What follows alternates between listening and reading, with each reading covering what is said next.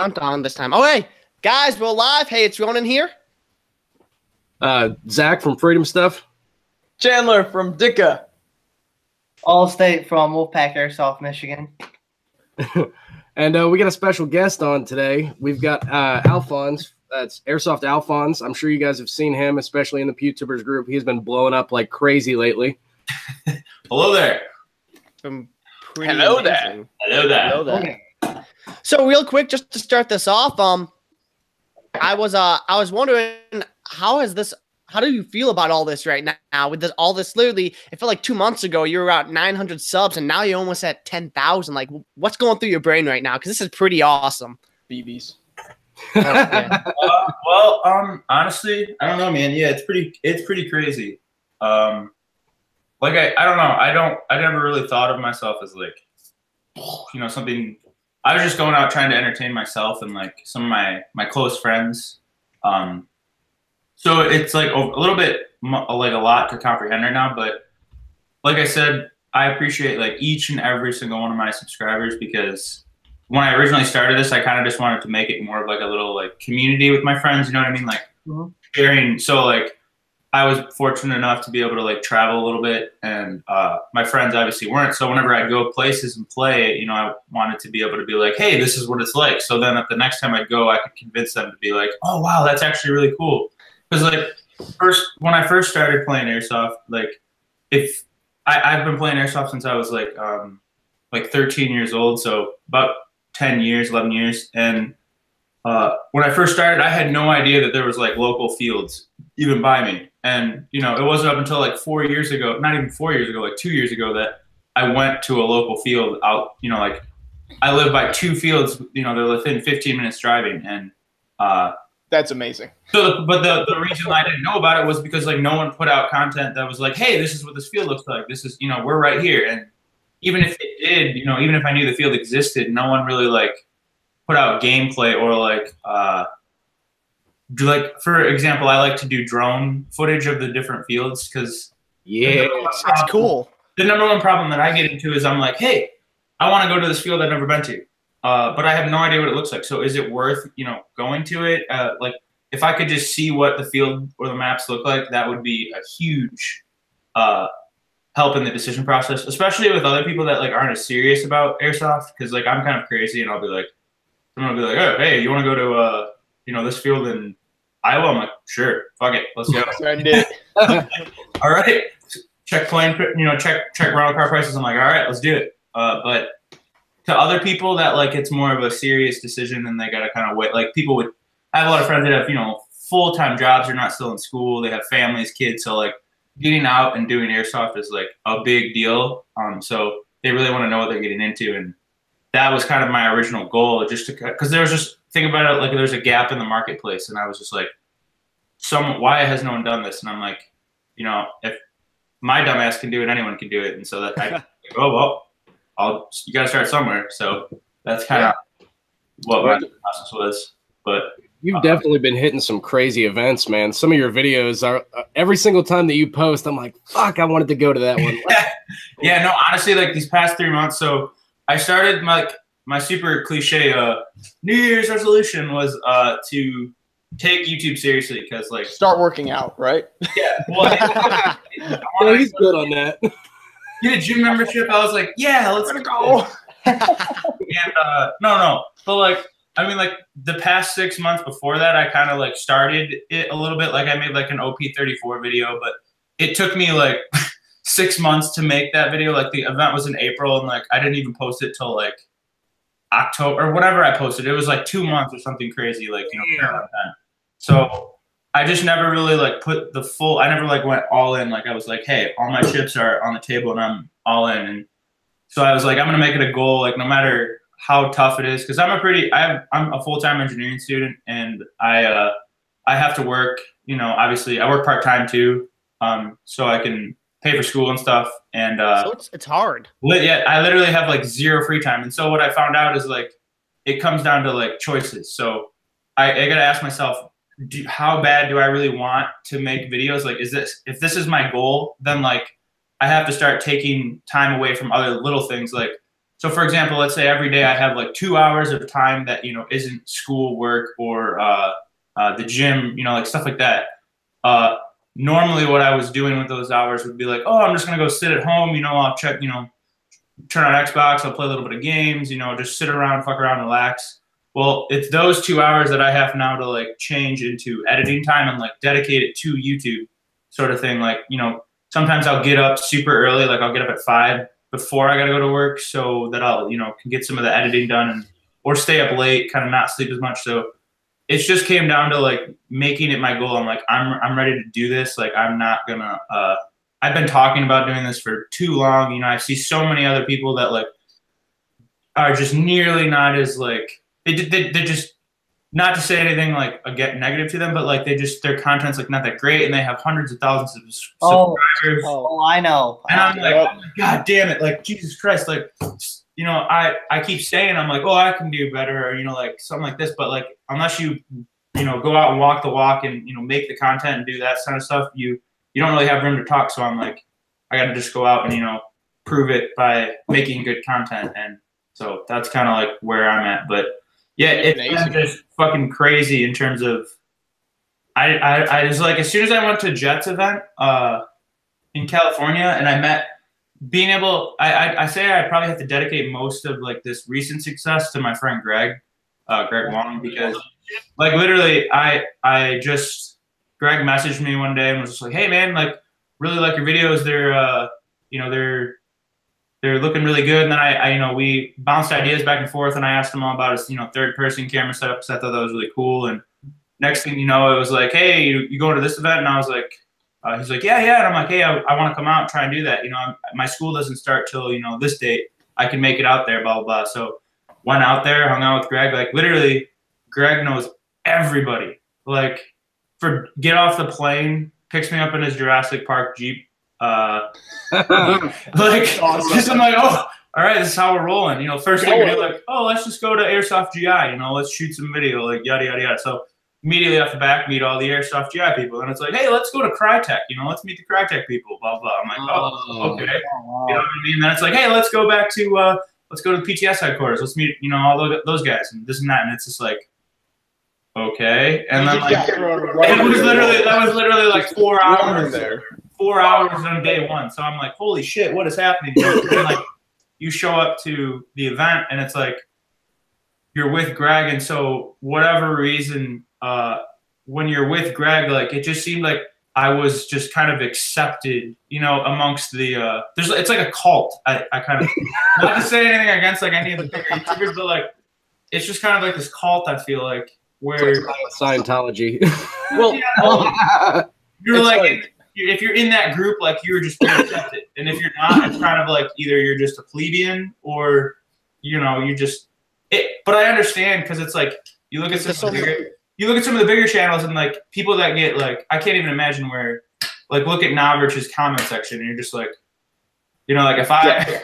Yeah, you have so many people. Yeah, you have so many people trying to use them. So it's like if you're not accepted, it's like I think you're just trying to use me. So why are you talking to me? No, and that's exactly it. So like I don't blame them for being like, you know, not really like going out of their way to, or being skeptical, I guess you could say, about every single person trying to talk. Because I'd say half of the people that come up and try and talk are like, hey, can you shout me out? Can you do this, do this, this? It's really rare, I think, where it's genuinely someone that's just like, hey man, I have a question about this. And anytime it was something like that, you'd see Jed or you'd see, you know, Dayton or Greg or Mark, you know, Brain Exploder just immediately like answer their questions, be thoughtful and, you know, responsive with what they were asking. But there were a lot of people that just were kind of just like, well, you know, hey, shop, you know, all they care about is they're trying to like somehow. They're trying to grow their 100 sub YouTube channel. Yeah. For that, yeah. And you know, there's not. I mean, I get the grind, but you also have to realize that there are people too. And I was talking to Dicka before about it too. He hasn't experienced a lot. I'm surprised. I thought he'd experienced more, but a lot of people just want to use people. No, yeah, absolutely. Sad. I don't even have that many subscribers yet, and I've already started to. Don't have many. Yeah. Oh, come on, we have 1,000, and you basically have 10K. That's pretty good still. I mean, it's not the top dog, but no, it's okay. I would be lying if I was like, yeah, I'm not really excited and like I'm not proud of like you know, the success I've been having in the last 20 days or whatever it is. But I don't know. I have this like mindset where I feel like the greatest flaw that I've seen amongst so many good people, like great people, is ego. Like ego just completely just submarines so many great people. And I've seen it like personally in my life, you know, in terms of like athletics when I was in high school and hockey, you know, I played on like, I played AAA hockey my whole life. So I was, you know, at like the top level, and I was raised pretty spoiled at first, before both my parents lost their jobs. And so I kind of had this, you know, attitude like, oh, I'm the shit, you know, blah, blah, blah, blah, blah. Yeah. And it eventually, you know, caught up to me, and, you know, it led to my inevitable not, you know, going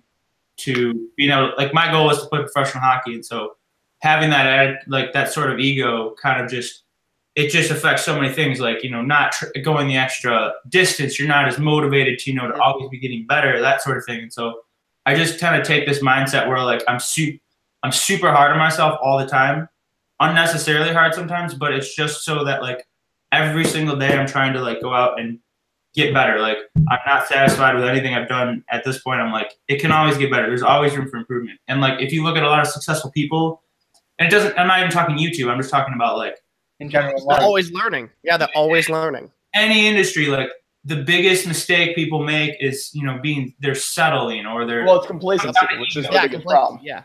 and so that's like what I'm literally, that's my worst fear in life would be like, you know, wasting more of my potential. And I feel like I just wasted so much more of my potential, like growing up, where like I had so many opportunities, whether it would be like my family, you know, being spoiled as a young kid and, you know, being fortunate to have parents that, you know, made a lot of money and this and that. And like, just looking back, I'm like, I wasted so much opportunity. And now, you know, full circle where I'm like, my parents are divorced and, you know, like I'm completely financially independent and this and that. And it's like, now I realize like how good I had it. And it just motivates me more to be like, to make the most of every opportunity that I get, because I realize that there are so many people that, and a lot of times are way more qualified than me, way better at some certain stuff than me, that like have been trying way longer than me, that haven't, you know, been given these little opportunities and this and that. So it's like, I feel like I owe it to them to at least, you know, make the most of it. Cause like I see people that have been doing YouTube way longer than me, and that like, honestly, like for photography skills and, you know, cinematography stuff, way more qualified than me. Like I'm just an idiot who, you know, learned a little couple tips and tricks from, you know, friends here and there, and kind of just like, I'm willing to like work really, really hard and like not give up at all kind of thing. Like that's more of like where I feel like I've achieved success, that I at least have some sort of responsibility to make the most out of the opportunity that's given, if you will, you know what I mean? Because if not, it's like, how does that look to those people that have tried, you know, way harder for way longer? And it's like, yeah. Well, it shows too, because even now when you're exploding, you're still in the comments messaging people with 100 subs saying, "Oh, I like the video." Like you're still interacting with people. That's my thing, because like I'm just a normal dude. Like I'm literally nothing special. And if anything, I'm like maybe a little crazy in terms of like willing to go, you know, to a certain extent. Like you will literally have, like, if I believe in something and I think something's right, like you will literally have to kill me before I like give up or quit. Like I'm super stubborn. Like if you knew me growing up, like it just like I will not like just quietly go, you know, into the night. But at the same time, it's like a fine line where like if I'm wrong, you know, I'm super critical of myself. Where like I'm always looking for like ways that I'm like, okay, I could be doing this better, or like, you know, just fine tuning. I fucked up, or like I want people to be like, hey, this sucks. Like if someone comments on my video and is like, hey, this shit fucking sucks, I'm like, oh, that's great, please. Yeah, where's that perspective? I want to know what I need to do better. Right. I'm like, the only thing that irritates me is like when people say stupid shit on my videos where they're like, you know, it's like an inaccurate statement saying, or trying to like make me something that I'm not. Yeah, then I'm like, I'm a nice person. I don't like to start any drama, but like if you like come and attack me, try and like make me look stupid, and I don't know, just anything that's just stupidity, like is wrong and doesn't make sense. Just I will literally, you have to kill me like before I just oh. So I don't know. Yeah, like it's just that perfect balance of like being humble and hungry, and I just, you know what I mean, like I'm always trying to get better, and I like it when people like that's why I respond to everyone. Like, I'm just a normal dude. Positive criticism, not like negative. Like, because when on our videos, sometimes we get random dislikes and stuff. And I know you guys do too. And on every one of my videos, and like secretly that pisses me off. Yeah. Yep. Because they shouldn't get it. Because I put so much time and effort into my video, and I take it very personally. Like, I literally probably spend about 40 hours every week on one video. Like, it's such a long process. And it shows though. It shows. Like, I love the content. I feel like if I'm gonna ever say someone's shit sucks or like be like boo, you know, I'm gonna like at least be like, hey, this is why I don't like it, or like. Yep. You know, I've done that on some of the Pewtubers. I've seen some of the content, and I'm like, this is what I didn't like. It's this, this, and this. I'm still subbed. I still enjoy your content. I even gave you a thumbs up, but this is what I would do to improve your video. Right. No, exactly. And it's kind of that mindset that it's just like always trying to get better. And if you're going to offer criticism, like without, or just going to say something sucks, like how does that you're accomplishing nothing? Like literally you're When I'm on a YouTube channel, if I'm looking at something, if I see, let's say I've talked to Dutch the Hooligan before. We went back and forth on 2 or 3 videos about something, and I was asking him something. I told him I didn't like something, but I still like this video. Even if I didn't like something, I'm not going to go on my way and dislike it for no reason. I've watched your videos. I give them likes, or I don't know if I've ever said anything because I just usually like them, so I haven't been criticized. No, it's okay. You don't. But, don't. Anyways, but it's like I don't think I've ever given any Airsoft video a dislike. Yeah, and you said you suck because in my head, if I don't like it, I'm just not going to say anything. True, yeah. Like I don't waste my time. You know, time is so precious. That's another thing. It's like what I've learned with this whole YouTube stuff is like wasting your time. You know, spreading negativity or saying stupid shit. Like what? Unless you got to look at it like what is this going to accomplish? If it's nothing positive or something that benefits another person or myself, like what the fuck am I doing? You know what I mean? Like there's zero. It's just a 1 or 0 kind of thing. It's like, does this help anyone? Yes or no? If not, why are you doing it? Because it's like the negative people in your life. If they're negative, just drop them and move on because you grow. It's been proven. If you hang out with successful people, the chances of you being successful are a lot higher. No, absolutely, yeah. I want to take a quick moment to say what's up to everybody in the chat down here. Somebody is asking where your beard is, man. They want to see the beard. Wait, it's not real? This is all no. Shit, hold on. I thought that beard could go back in a day. Come on. I just shaved it last night, man. I'm sorry. It'll grow back. It'll grow back fast, I promise. Hey, I'm just saying right off the bat, he needs to be the main guy for the Pewtuber calendar with the Pewtuber Speedo. He has to be the main one. Yeah, we'll make him Mr. January. Yeah. Honestly, the beard thing, that's probably like of the questions that I get most, I'd say top 5, one of them is like the beard thing. And it just blows my mind that people think the beard is real. And I just, because like, it's so obvious that to me that it's fake. It's not. Yeah. Hey, I like the picture. I bought it for $2 at Walmart. Like it was Halloween, and like I was like on this spree for a while where this was like my first like realization where I'm like, I'm gonna do YouTube. Like I'm gonna make this shit seriously. And then just beard. And then the beard. Instead of but I was like starting it with more like fitness stuff. Like so for every single day for like 30 days straight, I made a video. I remember that. I edited it and then I posted it of like my workout or whatever. And every single day I tried to do something different. Like one day I would wear like a stormtrooper costume with my stormtrooper helmet. The next day I'd wear, like a Batman costume, with like fake muscles. And then I'd wear I'd just go out and I'd go to Walmart and I'd see funny like $3 t-shirts and I'd buy a funny t-shirt with like little kittens in pockets and stuff. And like I was just literally trying to be funny because I'm a really silly person and like that's kind of my thing is just like I literally don't give a shit about like what other people think. Just have fun, live your life. Right. I value criticism, but like in terms of like every day I'm just going out there trying to just be myself and like have fun. And it just turns out that a lot of the things that I like doing and through my interest, I've had a kind of not normal experience in terms of like what's happened in my life, and I've dipped into a lot of different communities, like whether it was doing like in high school, like all I did was played Halo, like I wanted to be MLG, like that was my goal. I had a 50 in every single playlist except Big Team Battle. And then fast forward like 3 years, at the same time I'm playing hockey and trying to go pro in hockey. Yeah, trying to go pro in hockey, and then like that didn't work out, and so then all of a sudden I start doing this modeling thing, and it's like I start modeling for Abercrombie Fitch, and it's like two just like totally different things, and then going from that to being like, oh well, I want to play college football, so I'm gonna just go play college football now, and it's like I put my mind to something, and I made it happen. 100%, 110%, yeah. And then I go from that, and now I'm just kind of transitioning into some, and completely like I was like one day I'm just like I want to be an engineer, like that's really what I've always wanted to do, and so now that's kind of what I'm doing right now. So if YouTube takes off, let's say you get like 100 subs, because even once you hit 20 to 30,000, you could start living off it. Would you want to stop engineering and actually like make YouTube your full-time job, or do you want to do engineering and always have YouTube as like a fun thing? I would, however, like right now the plan, I would never want to stop doing YouTube. Like that's kind of like my thing. Can't stop, won't stop. So let's say for some reason I blew up and I could do YouTube full time. I probably would do YouTube full time, but I wouldn't stop doing engineering because like I just have a fallback.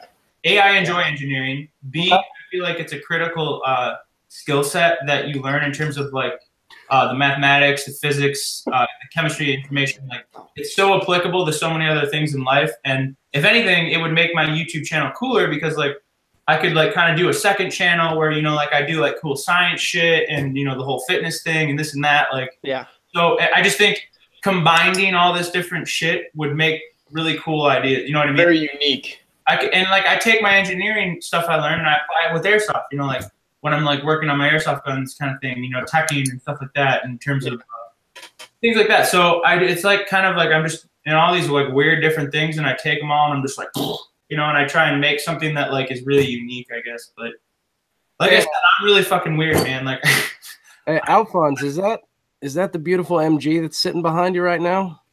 That is the girl. Man, I like that thing. In fact, I was shooting some video today for a loadout video that people have been asking for like 3 years. I will say this. I think that you got into the perfect niche with that thing because I can't tell you how hard it is to actually find footage of good people using MGs. Like there's hundreds of freaking sniper YouTube channels, but if you want to see some real MG footage where it's not just a stock A&K where they're shooting, 150 foot, like no, I completely agree, and that's kind of like the reason that I start. You can't see that. We can see enough. It's too big. That's kind of like the reason though I started doing it because I'm like I always liked support guns and like that was kind of my thing, and then I took like a weird approach to it. Like I was like, well, I really like full autoing all the time, and at the same time, it's like at milsims, you get the extra engagement distance and FPS speed. So I was like, from a science standpoint, I was like, more FPS. If you're comparing two systems with the exact same hop up, the exact same barrel, everything is the exact same, and one has 50 more FPS, you're gonna get better range out of that one. Like it's just quick mouse. Right. You just know. Right, yeah. Obviously, there's a lot of variables in it. Like I said, like just because you're shooting 50 FPS more doesn't mean that you're necessarily going to shoot farther than a gun that's 50 FPS less. Like it all comes down to your barrel, your hop up, your seal, the bucking, the nub. And all comes together. All the little components that can go wrong. Right. Yeah, there's so much shit can go on. And honestly, that's another thing. Like why no one does it. Because you said you're like, well, it's not really popular. And honestly, a year, so 6 months after doing this, I guess, starting doing this, I fully understand why no one does this. Like running a support weapon like this is a love-hate relationship. There are so many things that can go wrong. Like, because when it's working good, it's the greatest thing. Right. But when one thing's going wrong, yeah, if it's working good, it is amazing. But the amount of effort and like time that you need to put in to get it working good would make most people just take a gun to their head and go, no. Yes. Because like there's just so many variables that could go wrong. Like for example, with since I have the A and K version, the biggest negative I would say about my gun is the barrel design where basically your alignment, which is absolutely critical in terms of, consistency, FPS, stuff like that, all depends on this little thing right here, this little button, where it has a little metal nub that pushes down and locks into this teeny little niche that is the only thing holding this barrel in place. And I had the same one. I know exactly what you're talking about. I can't tell you how many times I accidentally got my barrel off. Whoever designed this just was not thinking intelligently, because I just bought the A&K one, which I'm going to do a review video comparing a stock AMK Mark 46 to a stock GMP Mark 46 and comparing it to mine and going over like the pros and cons in both. But the GMP has like a set screw here so that like this bitch is not going anywhere. Where like, for example, when you first buy this gun and the bipod's on here, right? Yep. Anytime the bipod moves, you can see the barrel moving right there. That is affecting your alignment. Like, because it's connected here. And like any movement of this barrel right here, you're changing your alignment. So like when your accuracy depends so much, we're talking like we're talking millimeters here, nanometers, like difference will affect your accuracy. Just a little thing is just being like, ooh, touched my gun, like, oh, I bumped it on a barrel, and like now the hop up is fucked up, and it's like that just doesn't seem like a good strategy. And then combine that with the fact that this thing is made of like shitty, almost pot metal. Yeah, is just a recipe for disaster because that wears out so much. And that's why you see most people, I'd say the worst mistake I see people do is carrying on their LMGs or their A&Ks by the carrying handle. Because literally all you're doing is just yanking the barrel out, and the only thing that's holding that thing in is like a little metal pin, and it's like just that's holding it in. As soon as that metal pin wears out, like there's nothing holding this in. So I take them off, man. I take them straight off as soon as I get them. Like, nope, I'm not going to do that. But I sawed mine off. Okay. With a handsaw, because funny story, this isn't the barrel that came with the gun. I had a different one, and it had like a flute on it, like a flute barrel. And my like second time using it at an indoor place, some kid walked over and like knocked it off the table and busted off. He was a little kid. He didn't mean to do it, but so like I couldn't mount a muzzle brake or anything to it. So I had like a shitty Para from like 2 years ago that I bought. So I took the barrel off that, and that one had a carrying handle. So like immediately I was like, nope, this is not going to work. Plus it adds extra weight, and every time, like every ounce of weight that you have in the front of this thing, like when you're holding this up and trying to shoot, every ounce of weight that's up here makes it harder and harder. You're huge though. You can handle it. I mean, to be fair, like same thing with my SVD. Like the front end, it doesn't matter how long it is or how strong you are. Eventually, just comes into you're holding this thing up for just way too long. Well, and okay, it's not even just like it's not like I'm like running around like, all right, guys, like Rambo.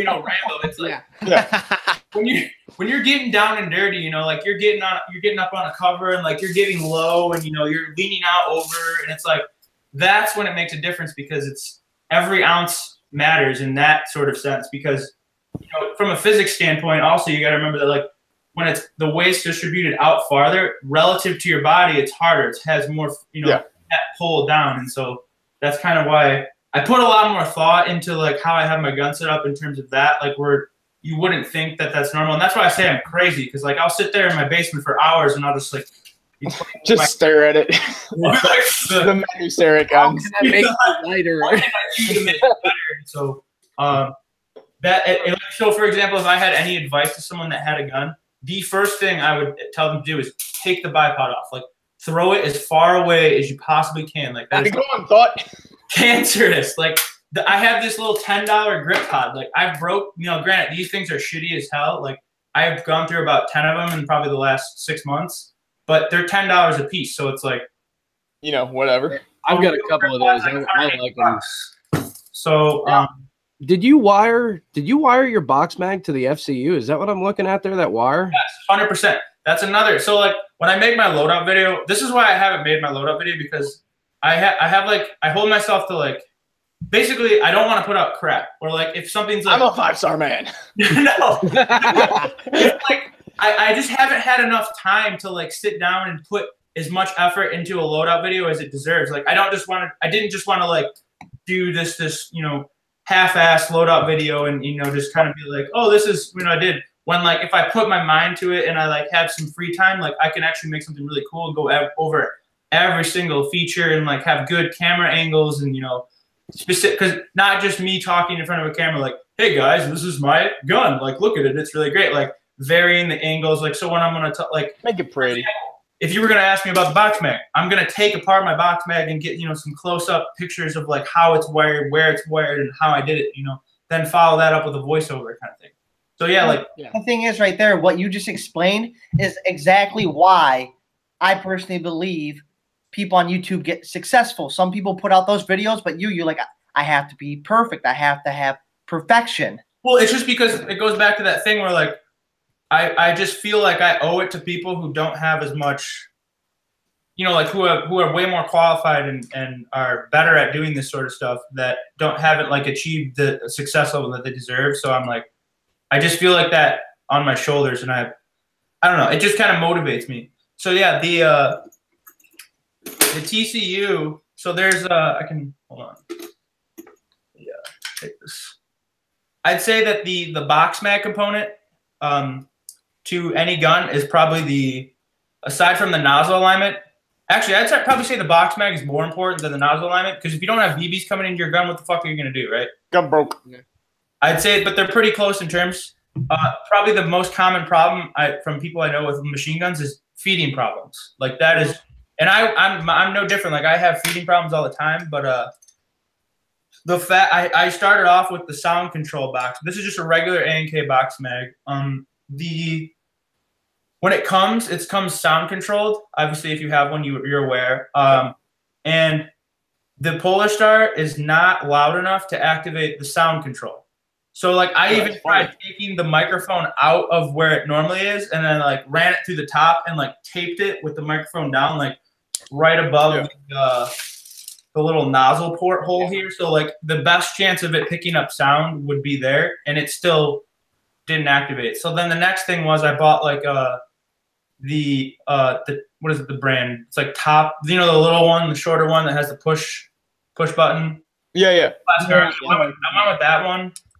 And just the whole like push button, that's okay. But for me, it just like, that's annoying, because a lot of time I just don't want to, that's an extra thing to think about. Like, when I'm like, playing, like I want to be able to, I personally, like, I'm getting down and dirty. Like I'm super aggressive, and like I'm like trying to do all kinds of crazy shit when I'm playing, and like, heck yeah, that's how I play. Yeah, the last thing that I want to think of is like, is my box mag feeding? Like every time I'm like, like I'm gonna pop around the corner and shoot someone, I want to make sure that like I know my box mag will feed. So I get really pissed off when it's not feeding, because I put so much time and effort to make it feed. But here, I'll take it out and I'll just show you where the.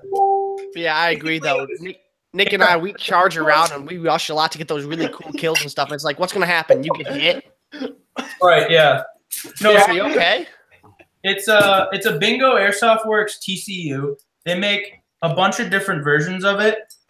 They make it for like the Wolverine, the Inferno. I think there's some still left, because Bingo Airsoft Works actually gave all his stuff over to Airsoft Junkies, and they're continuing doing it. But so it's just a regular A&K. It's like a $30 part. And what I did was you take the box mag apart, and where the wires went, that normally the wires that came down the second tube to the it's gonna be really hard to see this. Like I gotta take it all apart, but there's a wire thing in there, and all you had to do was disconnect the wires that went to the this little switch here at the bottom where you can flip it to auto and this, and resolder it to this thing, and then that thing goes to. I'll put this back on. That thing goes up the feed tray to a little wire here, and it goes to this little circuit, and this circuit basically is just it's completing the circuit. So anytime you pull the trigger, it's closing it's connecting the circuit. So that makes sense. So it's feeding, it's causing the motor to wind. Yeah. So and then it plugs right into your little FCU here. I gotta be careful because I actually don't break anything. I accidentally took it out. No, I accidentally don't break anything. That bone strike, and luckily the guys at Airsoft Junkies, like literally, I came down off the building and I was like, no, like my box mag, like the wires ripped out and I thought my life was over. And like, the guys at Airsoft Junkies like saw it and they were like, as if it was like a critical patient, like someone just got shot like on the roof and was bleeding out. The guy like ripped everything off the table, like whipped out his mobile gun be not broke. Yeah, gun kit. He's like, give me the kit, damn it. To like give him. He's losing BBs fast. He ain't dying today. Like literally, that's clear. Exactly what it was like, and he resoldered it and put some shrink wrap on it for me because I didn't have any of these tools because I flew down there and like I could barely. That's a whole nother story. Flying with it. Like I always need to have tools with me first, so right. Something's always going to go wrong. No, I have like my basic tools, but I didn't bring my soldering gun. I didn't bring soldering. Oh yeah, no. All this like shit that like because I was when I travel with my stuff like this it adds up so much in terms of weight that like every single time I pay overage bag fee and this and that and like. So I just try and minimize my weight as much as possible. Yeah, absolutely. I didn't think my dumb ass would rip out my thing and just be like, oh, you know, like. You should come to Pandora's Box this year. Yes. You're able to. I would love to. Yeah, Alfonse is the guy. If anyone's going to be there, it's going to be Alfonse. Hey, I'll be there for that one. If I can go and like I don't have school or like I'm available to go, I would. Be done. School will be out. It's only $65 for a 2-day event with Mir. Yeah, Mir. Yeah, I'm gonna try and go to that for sure. Okay, sweet. Do it, because we're all trying to meet up and hang out that day, and we're all trying to run together. By the way, you will have to be Russian, though. You're gonna have to go green. Oh, you pull out your kit. Damn Russian. I just bought Ranger Green Cry. Come on now, I have to use it. Dude, got that multi-cam tropic. Fuck no yes. fucks given. I'm 81. Woo! Hell yes. Come over to the multicam side. Yeah, that's kind of it. Like I said, it's a love-hate relationship with this thing. It requires a lot of attention. It's like I think of it like a really, really attractive girlfriend that you have, like a really hot girlfriend, but she's extremely needy. And like it's that constant like weight. It's like that constant weighing in your mind. You're like, like, is this worth it? Like she's just nagging on you all the time. Constant, like, I need this, I need this, I need this. But that you're like, you know, making you be like, why the fuck am I doing this? But then at the same time, you like, the next day you're naked and she's just, it's like, I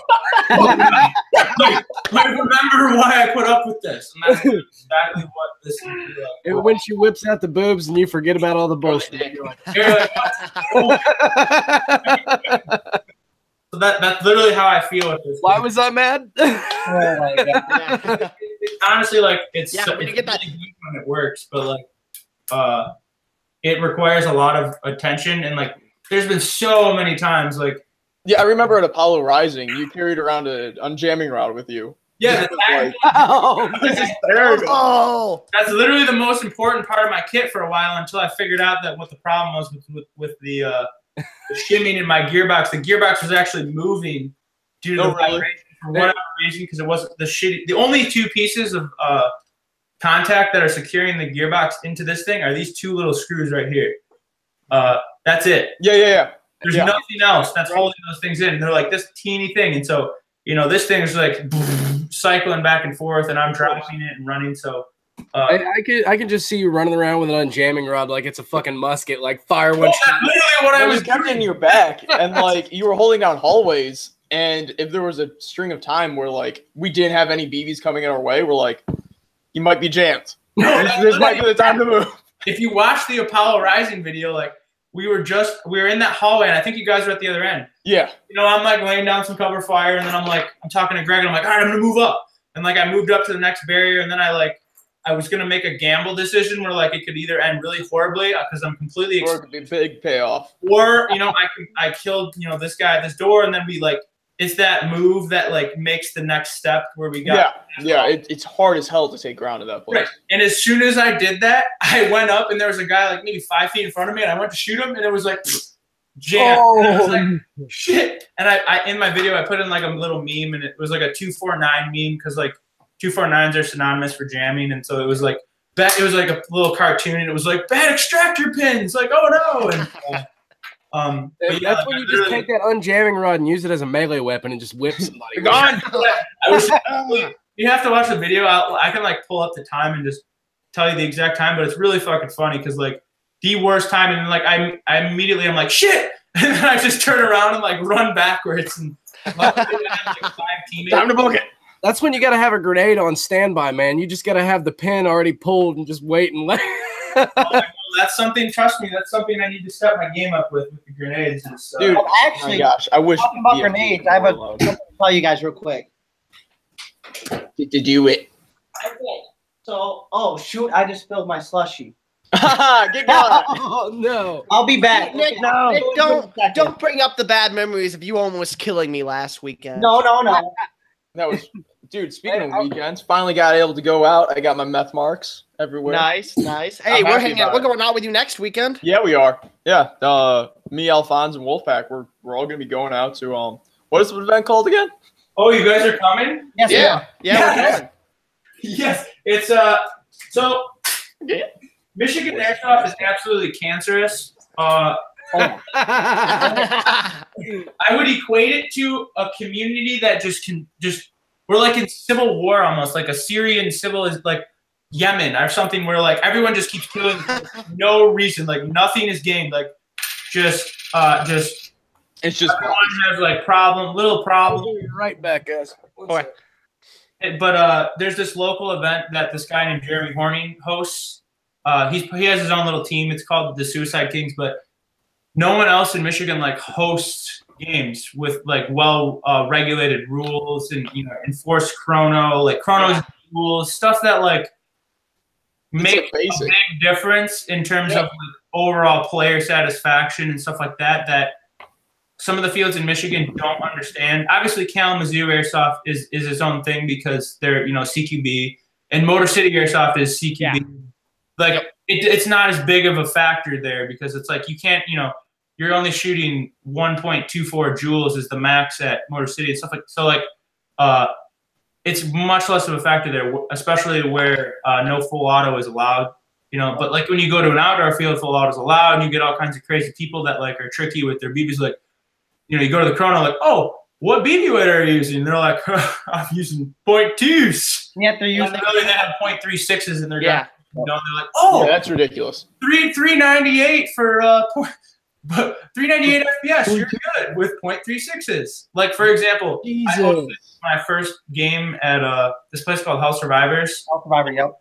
Long story short, like they have no idea what they're doing with Airsoft. On top of that, the Michigan Airsoft people, this Jeremy guy and them, they used to run games out of this place until one day they had so they had this thing called Michigan versus Ohio, and it was like an annual game they hosted. There was like 250 players. It was a huge, cool thing, and they had it booked months in advance. It was like $55 a head, So they were bringing in a lot of money, and they had the whole field reserved. And then the day of, some walk-on bachelor party came for paintball, and at House Survivors, they have like 2 distinct, really cool fields, like a town, like a really cool town with crashed airplanes and this and that. That's awesome.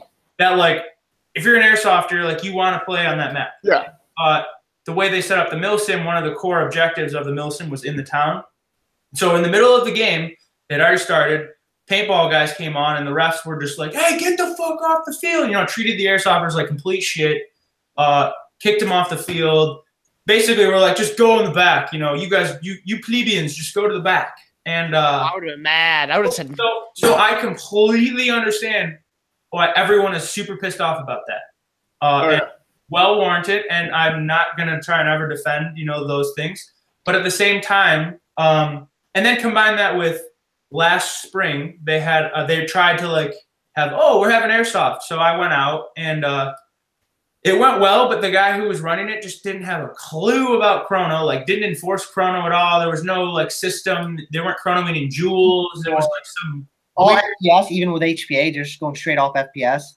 Yeah, no, it was just a weird rendition, basically like paintball. And so there was this one kid, it was the core local players that mostly showed up, about 60 people. It was a good time.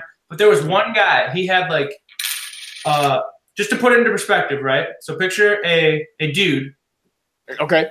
He has a I want to say, I can't remember the exact barrel length, but it was 600 something millimeters long. Jesus. Inner barrel. It was really long. It was an HPA. A long boy. It was a first gen fusion engine. He was shooting on. He always shot on full auto. He was shooting at 35 rounds per second, and his secondary weapon was the classic Army minigun, not the microgun, the classic Army minigun. The $3,000 one. He also wore a dye mask. Not that anything against a dye mask, but like if you're gonna wear a dye mask with people masks, kid, and then have a 600 millimeter long inner barrel where you full auto people at 35 rounds a second in the town, like so we're talking like within 10 feet, full autoing little kids. Like I remember there was a time where like I saw him in the distance with his microgun, and I was like trying to shoot at him, and then I saw this like little kid who's wearing a World War II helmet, and he had a PPSH, and he's like running up. That's awesome. Behind this building. And then all of a sudden I hear like, and then I hear, ah! And like, I just see the little kid come running back out crying. And I'm like, Jesus Christ. Kids were getting their teeth shot out, this and that. And like, no one really knew what he was shooting, right? So this year, fast forward to this year, we're hosting the game, right? I brought my friend John out, who's like, he's an electrical engineer. He's one of the guys that runs the tech shop. He's like the tech guy in the Michigan community. And so he knows all the tricks, really good guy. Was running chrono, making everyone chrono with 3.2s, in joules, using his BBs, regulator locking. And the same guy came to play, right? He shows up. And so I'm like, I see him walking over the chrono, and I'm like, ooh, this is going to be interesting. I just kind of go over, and like, I'm just like pretending like I'm doing something. And like, I listen to the chrono process, right? So John gets his mag out, puts it in, and he shoots, and immediately you hear the chrono going off like beep. And he was shooting 530 FPS with 0.32 gram BBs. Jeez. Oh my gosh. That's 4 joules. That's like 720 FPS in terms. You could hunt with that shit. You could take out squirrels with that shit. And he was 35 rounds a second. And then when John, this was the funniest thing, when John's like, yeah, that's a little hot. And he's like, you're going to have to turn it down. He's like, I can't turn it down. I don't have any Allen keys. And I just like looked at me and was like, oh, okay. Yeah, I'm sure it'll just be okay. So like he tried to get it to turn it down. Like they turned it all the way down to like 40 PSI. And like it stopped cycling, and it was still shooting like 450 FPS with 3.2s. How is this guy doing this? So like this kid was getting all upset, and like he's like and so his minigun was chronoing like 430 FPS with 0.32s. And so John was like, okay, well I guess I can give you a 50-foot engagement distance with the minigun. And at that point he got like really pissed off and just left. And so. Good. That guy was like the problem with all the most glaring problem with that place. And then the rest of the day went awesome. I had a whole bunch of cool events, 2 cool different game modes that I set up.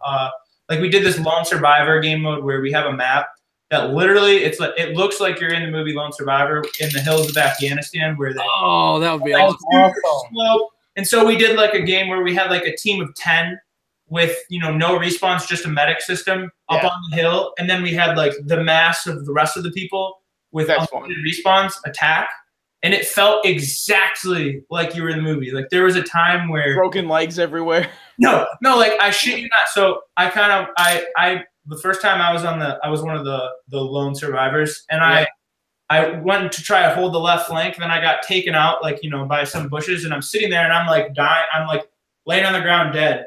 And as I'm sitting there, like this rabble of like, airsofters, the mass kind of moving in. It literally just looked like some, jihadi shit bags, like, and I'm sitting there, and as I'm laying there dead, I'm hearing on my comms, like my radio's going off, and I hear my teammates like, fuck, we need to fall back, like, rah! Like, that's really awesome movie. And then as I'm sitting there, like the guys are like creeping up and like coming all around me and like kind of looking at my gear, and it felt exactly like that moment where like Danny Dietz is so advanced. He's dying on the ground, and he's like he can't move, and he's like looking at the paint colors that his wife kind of gave him over his pocket, and like the next thing you know, you see like the jihadi like standing over him with a gun, blah blah. It felt exactly like that, and it ended up that particular game ended up like they pushed the defenders like all the way down this like ravine, and like then they were completely surrounded, like exactly like it was in the movie. It worked out perfectly. Oh man!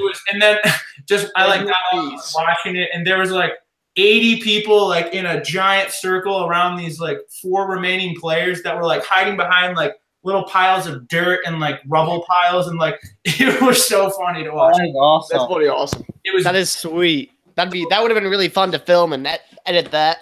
Well, yeah. Well, I was gonna make a gameplay video, but I was the first person taken out because I was an idiot. I hate when that happens. So That would have been such a good gameplay video if you survived. Do this. I couldn't. I was like, I can't make a gameplay video out of that because like I killed like 1 person and then immediately got shot. I was like, well, that's kind of Yeah. I mean, that's like the worst part.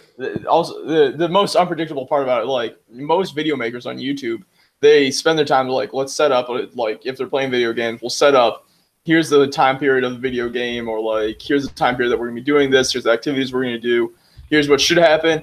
And then like Airsoft is like, we're just gonna go out there. It's completely uncontrolled environment. Like, of course, there's no regulation. But it's just like you don't know what's gonna happen. Yeah, like it's like you're an actor and you're just like you're the actor, the producer. You know, you're the special effects crew. You're everything in one production, and you're just like fuck it.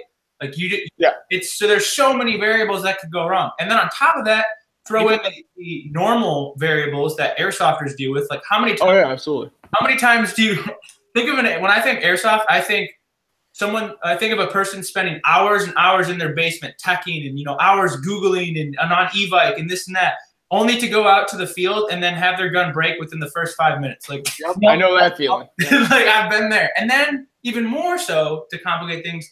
You try to do the YouTube stuff, throw in all the variables with the cameras. Like the camera's messing up, or your gun messing up. Like you said, you die first. Yeah. I can't tell you how many times I've gone to a field or gone to play.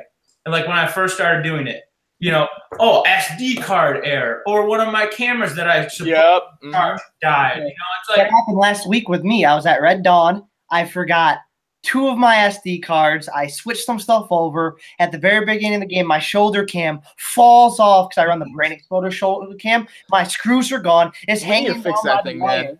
So many things like, my scope cam just stopped working. Or like something broke.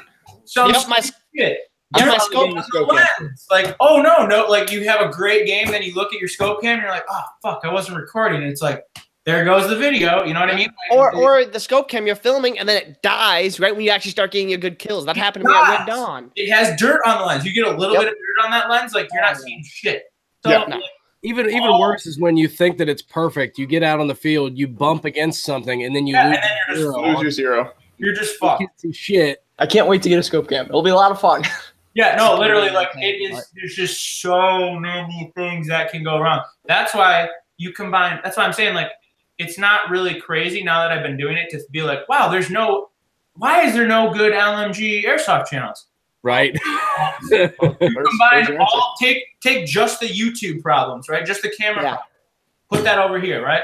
That alone, you're cutting down like 90% of people. Like there are people that are just like, I'm not dealing with that shit. Oh yeah. Then on top of it, you throw in you can take just fielding an airsoft LMG. No YouTube, no nothing. All the problems that come with that. That's enough to make people want to just like give up and quit airsoft.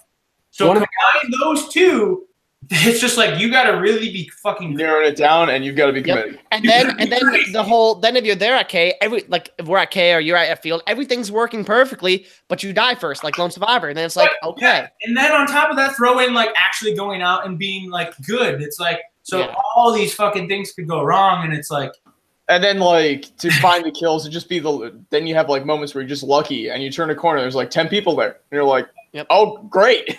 Yeah, no, like that moment where, like, the last video I posted, you're killing that hill. I'm walking down from respawn, and I'm like, what the fuck is going on? I walk out, and I see, like, 13 green players in front of our respawn, and I'm like, what is happening? We're getting shot as we walk out the door back to respawn. I'm like, what the fuck? Like, what's going on? And I walk back to respawn. I'm like, are these guys serious right here? And then I'm like, oh, well, their loss is my gain. You know what I mean? I'm just like, but it's just stuff like that. Like you can't plan that. That doesn't nothing. You can plan the date, the time, and what you're gonna bring. Right. And then make it through it, and what's gonna happen, you can't. Yep, and then on top of all that, you have to upload consistently now too. You can't just upload randomly anymore if you want to be successful. Like, I'm off the after that. My goal is Yeah, to Chandler. post 2 Hey, videos. posting one here shortly. Zach, how did you get the live chat replay working? Because I just got a notification that it's up. What do you mean? I just got a notification on my phone that says the chat messages will now be saved and be viewable by people who rewatch the non-live version. Don't know. Oh, Don't know. this is what I was talking YouTube about was with these pretty grenades. You know how the cyclone impact grenades are kind of trash? Yeah. Not the best. What's going on, To Lunatic? make it better, to get all the BBs out, when you put the whole thing together, you get some tape, black electrical tape, and you seal it. So then the gas won't come out as quick, and all the BBs will actually shoot out. Because when you have this and the gas leaks, and then some BBs come out, you make It's it so bad. gas leak. It's so bad. My problem with them is the head always broke. I bought a 3-pack of them, and all 3 of them broke in one day of play. The head shattered on all 3. Oh, Zach. There he is. Yeah. No, I was talking to other Zach. He was freezing on me. Yeah. Yeah, like airsoft grenades are literally the most. Man, the only thing that I've seen be reliable is blank fire grenades. Because This guy, If you XL Burst. I'm These breaking things are all the fucking awesome. But what were you saying, Alphonse? No, I say and the Enola Gay grenades. Like if you don't, Yes, I mean you don't the smush them, reusable break them, ones. or get them wet. Yes, but The ELG 67s are great. Oh yeah, Yeah, exactly. I love these bastards. yeah. Those ones are great. But One like of my local reusable. fields let me use it indoors, and I was like, really? They're like, just don't Sure. throw it near the hay bales. I'm like, all right. All right. I have no problem with that. Fine. I was your first video, your Op 34 video, because I was looking up stuff because I did like a little montage. It was absolutely horrible. But I saw in your comments later on at the beginning when you got all those kills, did the BBs actually drop or not? Because from my angle, I actually thought you were hitting them. I thought they were. Oh, so okay. So yeah, Yeah. like I said, if you gotta remember, this was my first video, right? Also, I was using a shitty Mobius zoom cam. Not to say anything bad about people who use that, but like, just They're not the best. number one problem, it's shooting in 30 FPS, which means there are half as many frames taken of the BBs traveling compared to the run cam. It just won't compete with the run cam and the Fox. It really won't. Number 3, the lens is much smaller. The Mobius, like if you look at my run cam, I might have a spare. I actually sold my Mobius to one of my friends that he doesn't have a lot of money and he wants to start doing gameplay. So I just gave it to him in like a trade or something. But if you like look at the size of this lens for the run cam, the Mobius lens is about the size of the power button. So like, Yeah. it's You don't have as much of an FOV. night and day difference. And then throw in the fact that it was raining and windy. But when I was so I'm just making this video from like my perspective that it was there. And when I was sitting there at that door, I was sitting shooting, and you could clearly like I was pegging the metal door behind it. Like there was people in that room that I could see, and like I was just sitting there and like I'm just like and like I could hear the BBs like smoking. You know how you shoot a metal door, you hear Oh yeah, no. I love. Yeah, I was at that op. I was because it's just other- like the sound. I was running with Greg. Greg and I went around. I mean, he was running with like little kids were following him, thinking he was God. And I'm not gonna lie, I had no clue that was Greg when I was running with him. Yeah, I didn't even know who Greg was. We're going around, and so I was playing. I ran by that, and I'm sitting in the field. The big field. I'm over there firing, doing some stuff over there. But when I'm running, I hear that door getting tink, tink, tink, and I see people running in. So my first thought was, are these people out? Is this team shooting it? Because what I thought they were really doing is I think they were calling their hits, but they were like, because they weren't stopping. They were doing the classic airsoft. Yeah. Oh, I got hit. Like, all right, I'm just gonna walk through the door and then I mean, like it's one Walk of 10 those. feet away and then turn around and Because like realistically, if you stop, if I would have stopped, like they stopped or they got hit, the door would have been clogged and they would have been fucked. But Yeah. I got a little carried away, I guess, in some of the things. But like I'm sitting when I make my videos, like I'm sitting there frame by frame, like being like, Oh yeah. like Yep. facing each individual I see you. where the BBs are going, and so like I said, like I wasn't trying to like be a dick or anything and be like, But there was some of them maybe like they weren't hitting them. But then you also got to remember, I was shooting at their backs. It was probably hitting. Most of them were probably hitting their backpacks, their gear. There's a guy with the door open watching the whole thing. For me, I would call them out. Some of them, I knew, and also like some of them, like there was like 2 of the guys that like. If you haven't seen the video yet, dude. Got to the door, and then they stopped moving, and they were sitting on the door. And then it was like other people would come, and like they'd do the classic like, oh, I'm gonna get through the door, like, oh no, I got hit, like I'll come and hit, and they already have like 30 people in the room, and okay, medic, or just like, yeah. But it is what it is. Like I'm not. I'm not mad. I thought it was funny. Yeah, on a side note, with Op 34, there's a couple times I ran with some bigger YouTubers. I had no clue who they were. They're like, hey, we need help. I'm like, yeah, I got you. Afterwards, people are like, dude, do you know who that was? I'm like, no, who? And they're like, it's this guy. And I'm like, oh, okay. We're here to play Airsoft. That when Op 34, I didn't really know any big Airsoft. Like I didn't know the names or anything. So I'm running around saying, hey, we need to do this, and talking to people, and other people are just like, you went up and talked to him? I'm like, who is that guy?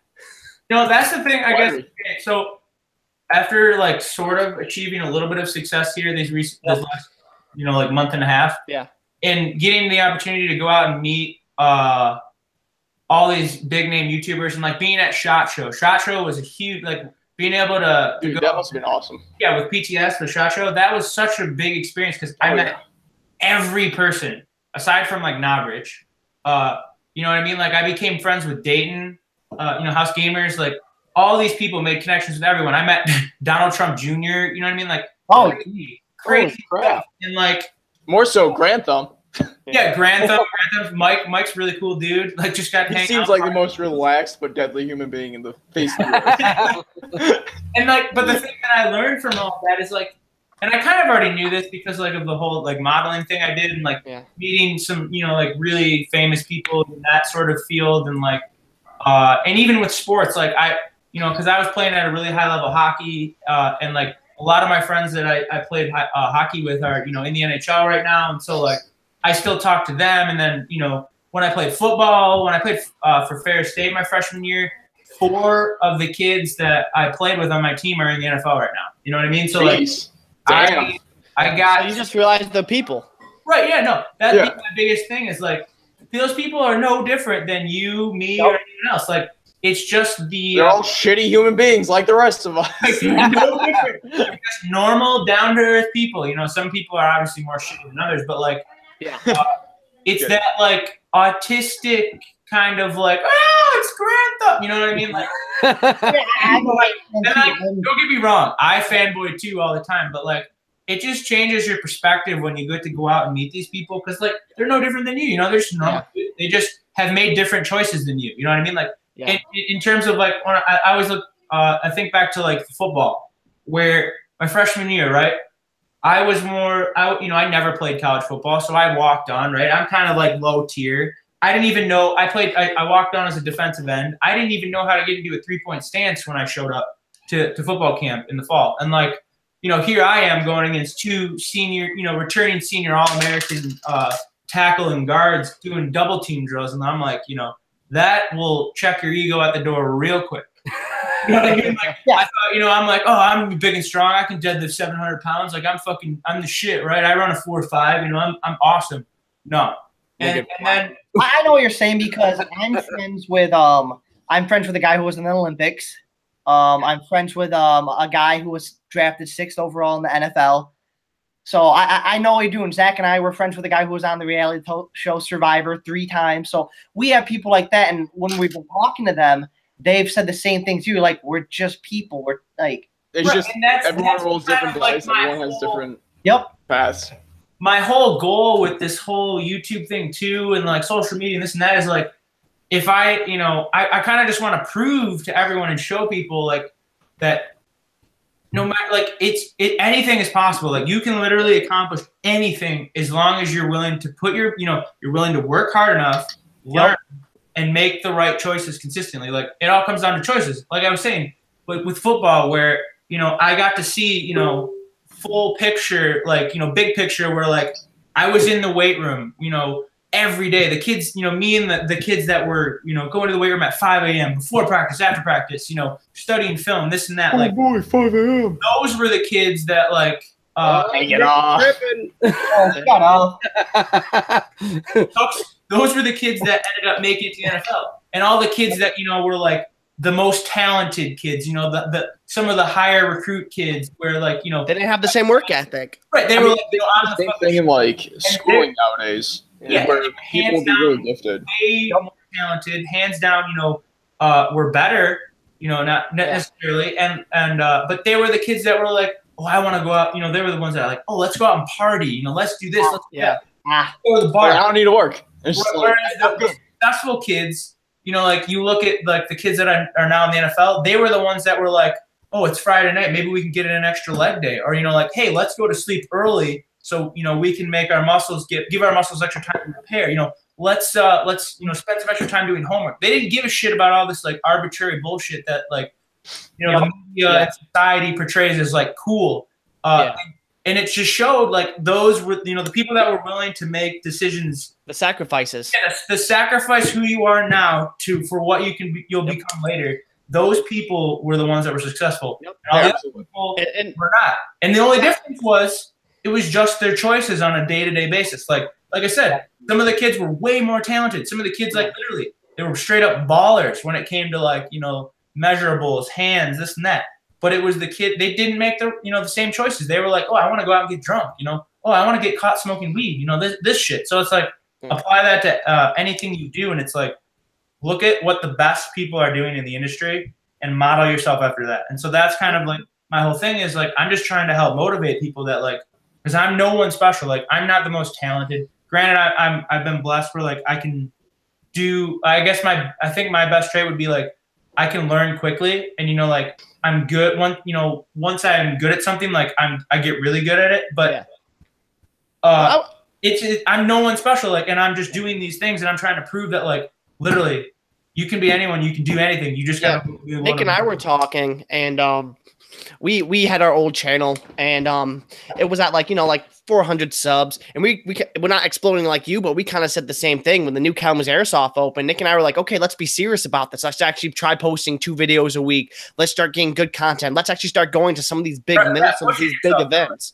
and start pushing. And because of that, yes, the Pewtuber anonymous page helped out a lot, Zach, obviously, and that's created a really good community. But at the same time, we've been pushing out a bunch of content trying to work, and we've basically, it took us like 4 years. We're at like 500 subs, and in 2 months we're at over 1,000 now. So we're still growing pretty big. Obviously, it's not, yours exploded differently, a lot more than ours, but we're still growing because we're still putting time and effort into it. Same with Zach. Zach just started like 4 months ago, and he's already almost at 1,000. And then Dick is about to get some videos out, so he's about to be banging it again. And so we feel you. Wait for some more dick in my life. Yeah, that's gonna be coming here. We all want to get a lot more dick in your life. We're all grinding with you, so we know what's up, and I'm still learning, obviously, with filming things. I just got my first ever scope cam, so I'm still learning with all that stuff. But I agree. I would say, like, from what I've learned so far, the most essential thing, if you're serious about the channel, you have to have a scope cam. Yep. Yeah. Apparently, barring some random viral video, because like random, I am crazy. Like I would consider myself like super extra. Like if you were talking about a girl, like I go like so far above and beyond. Like, and I don't give a shit if I like. I guess it'd be the polar opposite of like the kids in high school that were like. And kind of a trend now with this whole like edgy kind of hipster attitude where like, like, oh man, like you're trying hard. Like that's man. Like what the fuck? Like same thing. And it's like, I am the polar opposite of that. Like I will literally try 1,000 times harder than required. Yep. Same.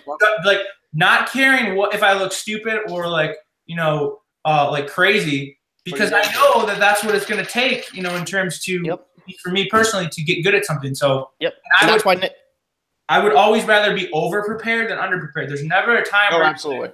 And that's why Nick and I want to go out and we want to go to these big mills. Also, Zach and I have gotten lucky too. How you said work hard, put our nose down, and we've been. I killed your brother with a grenade launcher. Yeah. Did you see that video? Yeah, it was fucking hilarious. Yeah, no, it sucked. Dude. Okay, so we're getting you a helmet, boy. So I have my little brother painted up, real sexy like. What were you saying? Constructive criticism. So like, I watched your video. And I'm just talking from my perspective. Like, Like the only thing, the biggest thing that I feel like preventing that video, because that video, when I originally see that, I'm like, oh, fuck, this is a viral video. Like, this should be going, viral real quick. The biggest downside that I noticed with your video is the audio quality. And to me, like the audio is something that I'm like super autistic about. Like I probably spend more time on my audio in my videos than I do on anything else. Like I will sit there and just for hours, I will like go into Adobe Audition and like try and eliminate background noise. And I'm like, mending clips together and like putting a whole bunch of shit to get like at the same time to make the sound better, because you don't realize this when you're watching a video, but 50% of what you're watching and experiencing is the audio. Like, think about it. If you watch a movie, like, what's one of your favorite war movies or something? You know what I mean? Like, Kingdom of Heaven. Okay, you're watching Kingdom of Heaven. Let's say you're watching it for the first time, watching it on mute. Or Lord of the Rings. Watch Lord of the Rings. Like, Return of the It's always fun to do. Right? Like, you have no audio in it. Your experience, it's totally different. It doesn't, like, cue your brain. It's like a game that plays with your brain. So, personally, because I have a lot of photographer friends, and like one of my family friends, he's the city photographer and media guy for Orlando for like the last 30 years. And so, I see what he does, and he's taught me all these little tips and tricks, and like, but the more so, the biggest thing would be like when I first started, and every time I'm doing videos, like those are the people that I go to show my videos for, to like see what they think. And like, that's smart. Yeah. They are not afraid to tell me what sucks. And so how would we improve on our audio? Because obviously video quality, you can splice stuff, and that's a lot easier because you can see it. For me, okay, so what I would probably do is, when I listened to your video, it just sounded like you had a cheap GoPro dive housing on. Like, so, because I do a lot of scuba diving too, and when I was in Hawaii last year, I did, I was recording all kinds of crazy shit doing with GoPros. And like the thing that I noticed, like when I watch back, is that when you have the dive housing on, it's almost like, it sounds like you took your GoPro and you put it in this jug, and then you wore it on your head and you were playing. And it has that like that sound of like, I could just hear the plastic like holding it in. So what I would do, from my point of view, when I got hit, that's when you heard it probably. Yeah, but well, kind of both of them. Are we talking about well, I mean, because I run a GoPro 5, so I don't know how I can make that audio better or not. You use the super suit, don't you? Where is my super suit? 5, and then I have my Brain Exploder hat mount. No, but do you use the GoPro super suit case with it? Yeah, do you have the case over it? I don't. I'll show you it real quick. No. So the first thing I would suggest doing on mine, I actually have mine right here. This is what it looks like. I have little holes. Or you can just all get Sonys, which have great audio. Just saying. True, but we're dealing. Yeah, okay. Okay, like the GoPro. If you're gonna put a camera right here, the Sony will not work. Bet. Oh no. You don't look like a pissing unicorn. Well, okay, so like what I do is I just have like little holes cut out for the microphone. Yeah. So that it's picking up where the microphone ports are, that it's not getting that plasticky sound. That I think made the biggest difference. And then when you think about the audio from the Hero 5, I don't have that with me. Maybe I do. But that's the case. That's on the GoPro Hero 5 has like a lens protector over it, so I don't put it in the case. And that one I get the best audio from because it has 2 mic ports versus the Hero 4, which has. Yeah, I'm about to upgrade to the GoPro 5, so. So I just have the regular GoPro 5 right here. Right there, where the Hero 5 has 2, so that it picks up a little bit better audio. But if you have your GoPro in the case, the first thing I would do would be just cut a little hole where the mic port is so that it picks up the audio better, the sound wave. And also make sure you use the open back. Yes. Absolutely. Back. But for me, the difference was. Wait, actually, is this the open back? This is the soft one. Is that what you're talking about? Or are you talking about without this? This is the one that's kind of the GoPro Super Suit. It's completely open in the back, so I can just. Oh yeah. Okay, I remember that. And that makes a huge difference because I tried it before with the closed back and it sounded awful, and then with the open back. Well, this is what it looks like with my hat mount on, because I have to have the power bank so it doesn't die. So so you're not even using. Yeah, you're not even using. That's the audio you were using. Yeah. Oh. What program are you using for editing? Right now, the only program I do have is Wondershare, I bought the program. It's like $60, so that's what I got. So I feel like that might be part of the problem. Yeah, because it could be like in your export settings where you downgrade the audio. Because I noticed, for example, when I take my stuff, I use Adobe Premiere, and Same here. And are you using that through student package? yeah, I pay like $4. So it's like between $4 and $10 a month. You know what I mean? I Like, didn't get that. Lucky bastard. $21 a month for me. all you need is a student email. Like if you're not even a student still, but you have a student email, you can get it. It's not that hard to do. I don't have shit. I went to trade school, so. Just go to community college. Take It one might class. be- They'll give you one. It might be like $20 a month or something more expensive, but like Yeah, mine's $21 a month. It just went up from 20 to 21. it's bad. Yeah. Gotcha. Yeah, I was thinking- Capitalism, bring it I down. use when I edit, because Nick and I both edit differently. When I edit, I use Vegas Studios, but I was thinking about upgrading to Adobe Premiere. Vegas honestly is great. I know a lot of guys that use Vegas. It's very comparable. Greg uses Vegas. A lot of guys I know uses Vegas, but like anyone that I talk to that is like super into film, They say Premiere. Yeah, Adobe. yeah, like Adobe that's like my Flash business is where model. it's at. Essentially, like with anything, is like Okay. I take an aspect and I'm like, what is the best of the best doing in that field? Like not airsoft videos, not YouTube. I like look at the very best, like cinematography. Like what do they use? Those people have the best, audio quality, this and that. And then I look at what they use, and I'm like, okay, so if I want to have the best this in my video, then that's what I should try and achieve. And so like all my photography friends immediately, you talk to them, it's like they're like, oh, Adobe Premiere Pro, you have to use it. You know what I mean? Like, the only thing in the world. super arrogant, like Adobe Premiere, like you don't have Adobe Premiere Pro, like you know what I mean? Like so Starbucks snobs. Well, that'd be an upgrade recommendation then, because instead of using a cheap Wondershare, I only pay like $10 a month, and I actually get better output and better quality coming out. well, how much you pay? I paid 60 straight for it, and I did that like a year ago. Okay, yeah. Well, like I said, I'm a broke college student. Like I spend every bit of my money. If I have money, Right there with you. extra money, I spend it on freaking airsoft because I'm an idiot. But and Savings like though. I said, it's all about investment. So like I would definitely invest in that. And so I got my financial aid reimbursement check back because I got the Pell Grant. Spend it all on airsoft. No, well, I'm like, okay. My first decision would be like, let's buy some new cries. You know what I mean? Like, but my actual what I really did with it is like I'm like, how can I invest this money now to what are my goals, right? My goal is to have 100,000 subscribers by the end of the year. What make sure every action is in line with that goal. So what do I think things that I could get better at doing? So I want to do more like my review videos where I'm doing like talking, stuff like that. So the problem with those is like again, like I have this bug planted in my mind where I'm like I've held it to a high standard now where like I won't accept anything less than good. So if you're doing talking around videos, stuff like that, I've experimented with it. The audio is usually what sucks. Like, like because you're far away, background noise, this and that. So what I started buying was I bought this. This is a little portable audio thing. So it's like $60. It literally just picks up audio. And then I just bought a lav mic to do a combination of things. I was going to try and do some like run it as an external audio on my kit to try and pick up audio. But then anytime I'm like Lav mics won't be good for that. talking, just picking up the audio better, and that way, like, because I have a really funny idea. So one video I want to do is this summer I'm going to go to like downtown Ann Arbor or college campuses, and I'm just going to walk around and interview hot girls. Like I'm going to just go up to attractive girls and interview them, kind of like Fleckus Talks does. Fishing pranks.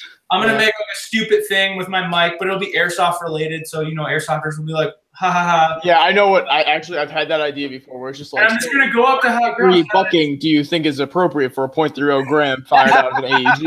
I'm just gonna be like, hey, do you know what airsoft is kind of thing, and be like, oh, like asking hypothetical questions like, oh, does it make a man less attractive, more attractive, and then being like, oh, so let's say an average man such as myself plays airsoft. Would you date? Go on a date? It's just stupid questions that I feel like we're all actually thinking. Or there's this kind of persona that airsofters are weird and like, me personally, I kind of I mean, okay, yes, they are. Personally, Look at us.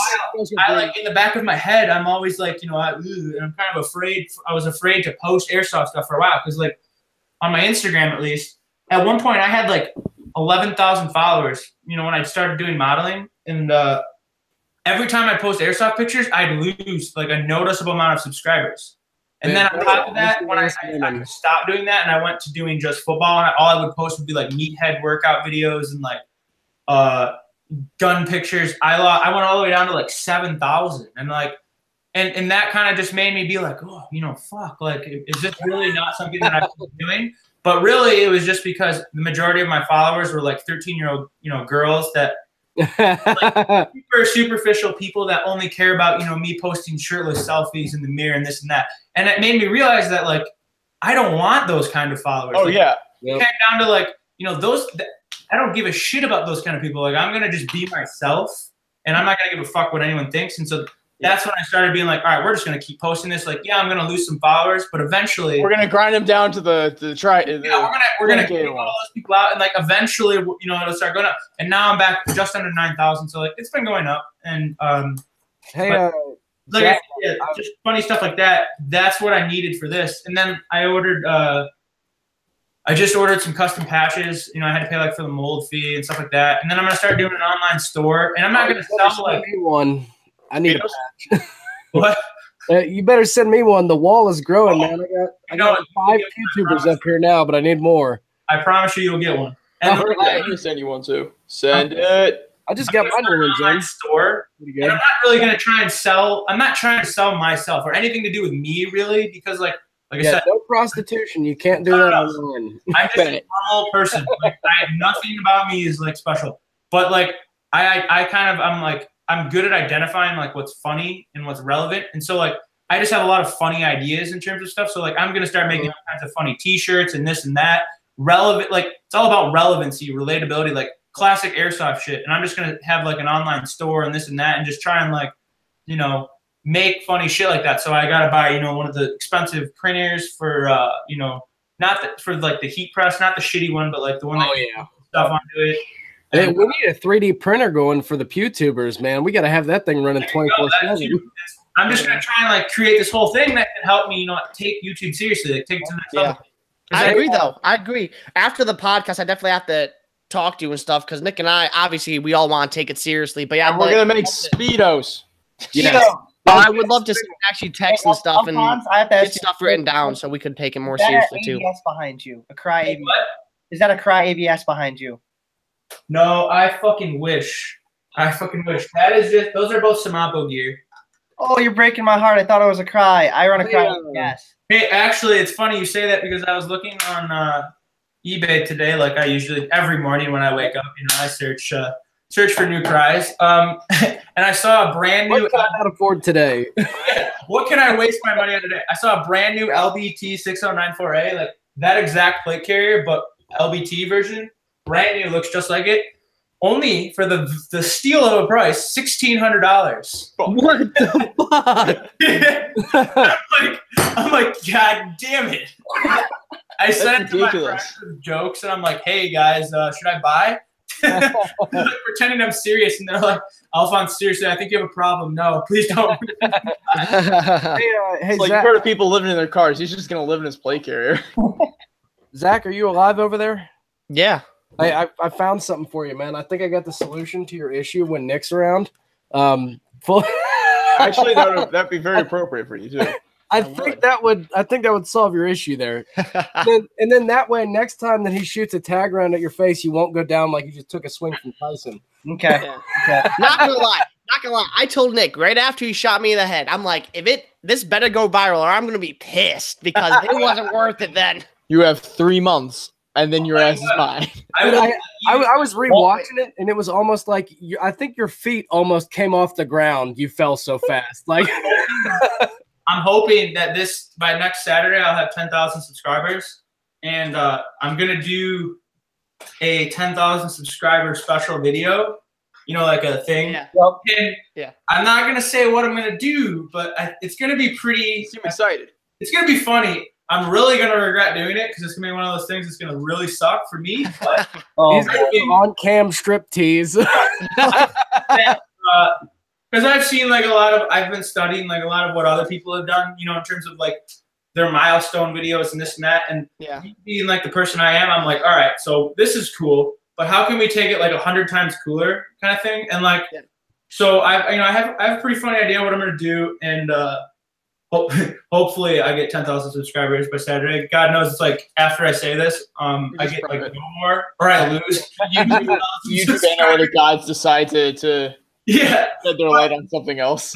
But, I'm hoping it'll kind of be one of those things that'll like kind of go viral, because if I put like just what I'm doing in itself will be like really funny, and it's just like it's just one of those things that I feel like no one would be stupid enough to want to do it. So I'm like, okay, we'll be watching. We'll be ready. I'm really excited. I know some dumb people.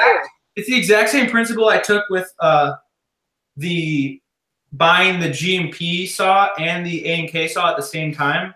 I was like, no one really does good review videos on support weapons. Like if you're trying to figure out like how to build that, not easy. That's the best video you're gonna get. You know, there's a couple guys that are like, yeah, I did this and this, and like, but the review video in relative, no trying to be mean to people, but they're shit. Like, you know, it's like it's very difficult to. It's not, you know, like the good close camera angles. There's not really like this is exactly what I did. This is how I did it and stuff like that. And there's no video that exists comparing them side by side. See, I know exactly what you're talking about, man. I've had the same idea because, like, okay, when you're talking sniper realm, the two big ones are the SSG and the Silverback SRS. Yeah. And I can't tell you how many times I've looked. There is no good video comparison out there of the two side by side. And I was like, well, fuck, I got two teammates with SSGs. I'm going to buy an SRS myself and then actually put out a review there. I think that one will do huge. I think you can't find it. And that's exactly what my thought process was like, what do I want to watch? Like when I was buying my saw, what would be like the most helpful video that I could have watched? And it would have been something like that, because I was like on the fence, like, ooh, should I go, you know, the extra $200 and buy the GMP? Like, what am I going to get out of that extra $200 versus this? You know, like, and unless you have both, right? Unless you have friends that have both, and you can sit them side by side, which is kind of rare. You're not going to know. And so I was like, no one is going to be dumb enough to ever buy two Mark 46s, let alone Mark 46 of the one they already have, you know, and then compare all three. Like, no, there'd be no way anyone's dumb enough to do that. So I'm like, let's do it. Hell yeah. I think it'll make like at least an informative video. And it'll give a good, I just trying to paint a good picture of like what you get for this amount of money, what's possible in terms of spending a little bit of extra money, and then like in my opinion the farthest you can take it, like with the HPA and every single upgraded part possible, you know what I mean? So just give people like a viewership of like, you know, where you want to follow the process, right? I'm gonna in the next week or two to next month, like you said, with school you're so busy, I got to figure out which videos I got to make, which videos I got to do. But I have an N7 Milsim with the air stock, so I was gonna do a whole overlay of that because I haven't seen a good, you know, quality video. I've seen like pictures and discussions, but I haven't seen a good quality video about. I need to do the same thing with my KCO too. I think that's a huge thing for YouTubers that a lot of people don't understand, and that's why, you know, some channels grow faster than others. Is that you got to strategically choose what you're going to talk about and what you're going to review. That's like I got one of the very first Novrich cameras that was in the United States. I put out the very first review of it. Novrich saw it, shared it, and that thing blew up. And my channel got a ton of traction off of that. Yeah, you know, it's all about picking the right thing at the right time. It's little things like that. Now watch it's like, wow, after I share all these secrets and it's like 0 gain subscribers ever, but I'm losing them. I'm in the negative by the minute. But like honestly, my goal is just like I said, just to help as many people as possible. Like hell yeah. I'm an average dude. Like I have lots of friends. Like if I could help someone not make the same mistake, I put some like kind of cliche statement in my bio, and I'm like, you know, help other people not make the same mistakes I have. But like honestly, that's such an important thing. Like if someone else made a video, you know, that gave me a leg up and been like, you know, help me not waste money on buying stupid shit that, you know, you don't have to, or this or that. And like if I could just, you know, do that to someone else, they would, you know, I feel like bring some value to society or something. You know, bringing positive input to someone's life is a win for me. So, hell yeah. And when you post a video, if you make sure it's good content, even if you only gain 1 sub from it, that's all that matters. Like we were talking about the grenade launcher video. It's not, I wish it would have more views, but it's still at almost at 1,000 views, which is good for us. And we gained 25 subs just from that video. Right. Yeah. And honestly, like, it's like I said, I could look up my last 28-day analytics right now, but last time I checked, it was like in the last 28 days, I've gained like 7,200 subscribers or something. And like, Jesus Christ. I have like 100. Yeah, you sent me that snap. It was ridiculous. I have like 109,000 new unique viewers. Yeah. Which is terrible. Like, my subscriber to new viewer ratio, that is horrible. Yeah, I mean, that's one of the things. Like, I have 6,000 subscribers, but my average view count is like 500. That's another thing I need to do a lot better is like, I need to do more, in essence, shameless plugs, if you will. Yeah. Like, I'm a pretty humble person. Like, I feel really stupid and really weird being like, hey, guys, subscribe to my YouTube channel. Yeah. Yep. I'm kind of like the quiet, shy. Oh, yeah. No, like, I do the same thing, and it's weird as hell, but you have to get out there. Yeah, because it's weird asking, hey, you watch this video, please like, subscribe, and share. But people watch a video and they forget and they just move on and they see that like, oh yeah, I like this video, I'll like and It doesn't matter. They'll be like, wow, that was a fucking awesome video. You know what I mean? But like, I think that subscribe. About 70% of the views that I get on my more like popular videos so far are like more or less the casual YouTube viewers. Like, they're not necessarily, they're not even people that have YouTube and Google accounts. That's my thing is like, I don't really care how many subscribers I have as long as like what I put out is the view count is out. And people are watching it because like, right back, guys, 1 sec. That's okay. That means like my average viewer to subscriber ratio is way better. Like, I get more people to watch my videos than, you know, I have more people watch my video in the first day I post it than the analytics, that's where you go. The first hour, first day, more people watch that usually then, and that's how you get your video traction. Yeah, and with the YouTube algorithms and this and that, YouTube picks out what's popular, and it's like there's like 700 different different factors of their algorithm that they do. Like, I've been watching videos and trying to study the YouTube algorithm, but a big part of it has to do with popularity in different areas. So if they see that it's increasing in viewership in multiple areas, they'll start to recommend it more. And if it's like they analyze what you watch. So like if it's similar to something you watch and it's also popular, then you're getting double categories. So then it's definitely going to be featured. Because I'm sub to, I think, 4 or 5 people that do analytics. And like you said, for the past, I think, 3 months, I've been trying to understand it. It's so weird because there's so many different things that go in. And you start doing that. I think the biggest thing that really amazes me, though, out of all the success the little success that I've had, and I say that obviously, you know, it's relative, but I'm just trying to, you know, myself down here, because it's not anything that crazy. Like, I'm like, oh, look, Navrich has almost 3 million. Like, oh, I only, you know, that's like 300,000 times more than I have. Like, so, and that's what I want to get to too. We all want to get to that. I mean, but the biggest thing that I have going for me, and that really honestly just means a lot, and is like the diverse like viewership location that I've somehow been able to connect. Oh yeah. Like in the past like 3 days, I've had people messaging me from Spain, from Chile, the UK, Japan, China, you know, New Zealand, Australia. All over being like, hey, you know, like in their own language, being like, hey, like, I really like your videos. Like, thanks, man. Like, I've always wanted to do something like this. Or like, you know, being like, hey, we can't do this in our country, so I really appreciate that you do this sort of thing. And like, I try and Australians. I like Google Translate what they say, and then I'll respond back in like their language to try and show like, you know, that interaction with your fans. And I feel like interacting with your fans is super important because you got to look at it like a business, right? YouTube is your business, right? Your viewers, your subscribers, doesn't even have to be subscribers. Anyone that watches your videos, those are your customers.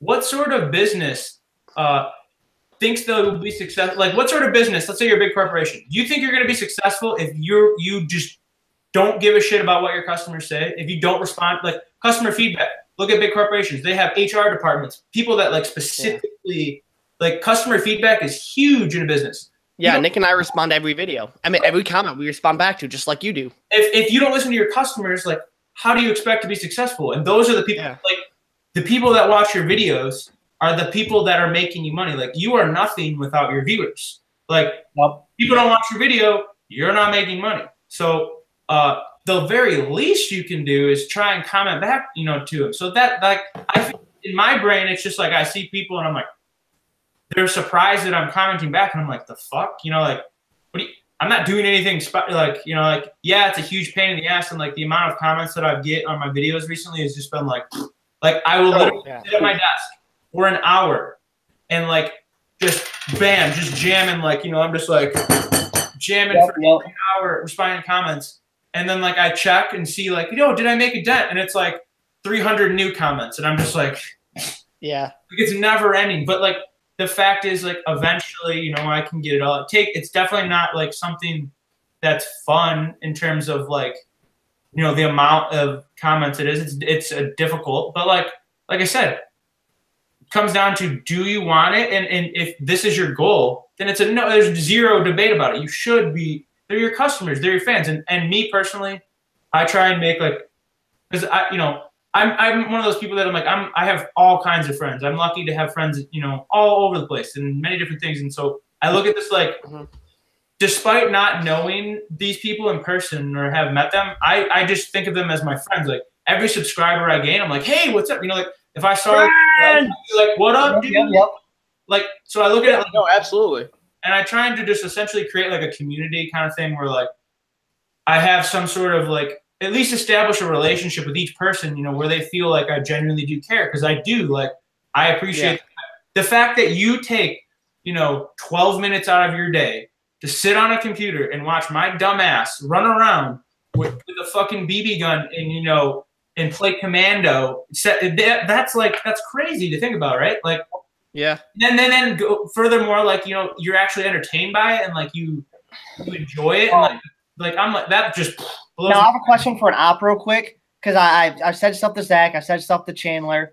I'm 100% as soon as March 25th, I believe, with the tickets for the Asylum go up. Do you plan to go to that event? God damn it, the one in on May, the first weekend in May. Yes, because I'm going to be going there. So I can't I told the because like I'm a sponsored Airsoft Republic player. Like I basically am like working with the guys and just helping them out and trying to help show people how cool events are. Because all right, so they're awesome. I've been fortunate to meet basically every single person that like hosts Milsim West. Like I'm good friends with Josh Warren now. He does Milsim West. You know, Bo from AMS, I got to meet and talk to him more serious, you know, at Chatro and this and that. John Liu from what's it called, Line Claws. Basically, I'm able to see like behind the scenes and like how much effort all these people put into it. And the Airsoft Republic guys are just like a group of younger guys like us that literally their goal was, you know, they're like, Airsoft in the Midwest is not as popular as it should be. Oh, no. Like we're in a dead zone. And they're like, we are players, right? We personally want to make this better for us. And at the same time, let's make it better for everyone else. So their goal is like, hey, I kind of know a thing or two about business. Like Austin, the guy, he's a business student. I forget what college he goes to, but he's really good, you know, at talking to business owners, like talking to the people in government, stuff like that, finding out about locations, like organizing that deal, that business deal, like, hey, you know, we'll come here, we'll pay you this, you know, making that shit happen. And he loves that. So that's like a critical tool. Plus he has like the boots on the ground, if you will, experience where he knows of all these locations because he lives in the Midwest. Whereas like Bo from AMS, he's an awesome dude, but like it's going to be a lot harder for him to just be like, oh, let's find an event in the Midwest. You know, like it's not like he lives there. It's not like he's grown up there. It's not like he knows about all these places that shut down, this or that. It's only more so like what he can do on the internet and phone calls. You know what I mean? Like, so having that, like, it's like me being from Michigan and trying to like make Michigan Airsoft better by like hosting events at these places that like I know the situation with and why it's not working. And I'm like, hey, simple fix. You put someone in charge that knows Airsoft and you make sure you enforce the rules. Boom. Treat Airsofters with respect. Everyone will be happy. You know what I mean? Like, yeah. I only know that though because I live here and I've been around that. So same principle with them where they, you know, he's from the Midwest, and they're literally just like, well, how can we make it better? And then on top of that, they're like, we're only going to try and, you know, we're not trying to make a shit ton of money. So their event prices are like $90. Yeah, they're super affordable. Like, Even to them, like they're not really making much money. They're basically like covering their own. They're trying to make enough money to cover their own costs. Yep. So they can be like, hey, we're gonna put on this event. We're gonna rent out this facility. We're gonna have insurance. We're gonna pay the refs, and at the very least, we'd like to, you know, be able to pay for like our travel expenses or like, you know, lodging for whatever reason. You know what I mean? Like. Be able to pay everyone that puts on the event and then not have to have running the event cost them money. That's kind of like, and that's pretty understandable. You know, like that's have a zero net cost, but they're not, you know, event. I saw some guy on a Facebook page the other day that was like, yeah, he was like $100 for too much. Yeah. What the fuck? A bit much. $25 matches for I'd settle for 25, and I'm like. Oh, yes. I saw that. Any idea what it cost? Like, just insurance alone, having the insurance policy to have an event, dude, that's like a couple grand, right? You know, like per event. It's like, so, sorry, my mouth's dry. I got super upset about that because, like, he basically implying that he was implying that they were price gouging scumbags that, like, are trying to make money off of airsofters. And I'm like, dude, that's so far from the truth. That's literally, that like takes a personal chord, you know, strikes a chord with me because like, that's kind of what I'm trying to do. I'm like, I'm an airsoft player. I like airsoft. I have friends that play airsoft. If everyone else in the airsoft community is happy and everyone else can play and be happy, then that's better for everyone. Like if we can have fun together, how is that a bad thing, right? And the only way that happens is like someone's got to, right? Yeah. So someone's got to, you know, if no one's doing it, like, someone's got to step up and host events. Like, it's not just going to magically be like, these airsoft gods, you know, make a good event in the Midwest. Oh, yeah, no, absolutely. And all of a sudden, it's like, if you want stuff to happen, you have to make it happen. Somebody, and like, if no one's doing it, like, I'm like, fuck, I'm just not going to, it's just my attitude. I'm like, it's not impossible. You know, it's just like, you got to learn, you got to like, it takes a little bit of work and effort to figure out what's going wrong and how you can fix it. But like, it's not rocket science. Like, I went from being the worst math student in the world, I fucking hated algebra, to now, you know, I'm going to take Calc 3 next semester, and it's like, I sit in my basement and have a giant whiteboard, and I can teach calculus to my friends if I wanted to, and I'm like, it's so much easier than that. Like, if I can learn that, like, you mean to tell me you can't just, like, Google search a couple places, you know, talk to some people, figure out what's wrong, and then, you know, in your brain be like, oh, wow, all I have to do is, you know, do this, this, and this, and it will benefit everyone and make it better. And I'm like, that's nothing. There's so much harder things in life. Like you could be in the real military. You could be overseas. You know, life could be so much fucking harder. And it's like, if that's all you have to do to make an impact, I'm like, come on, dude. Let's make some shit happen. So that's what they're kind of trying to do. And I really saw that. And I was like, yeah, absolutely.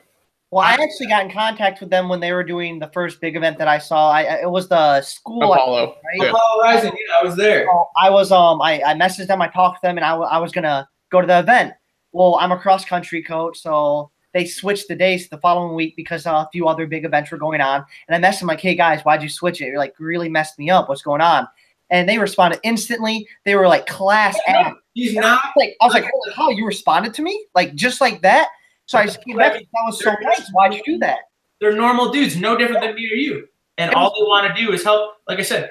And the other guy, his name's Levi. He's the guy that's kind of more of like the technical designing the games and this and that. Yeah. He's got some really good ideas in terms of like for example, a lot of places take the approach that like, oh, it's no full auto for everyone. Like that's just the rule. Or like, you know what I mean? Like, or LMGs, they'll be chronoed exactly as riflemen.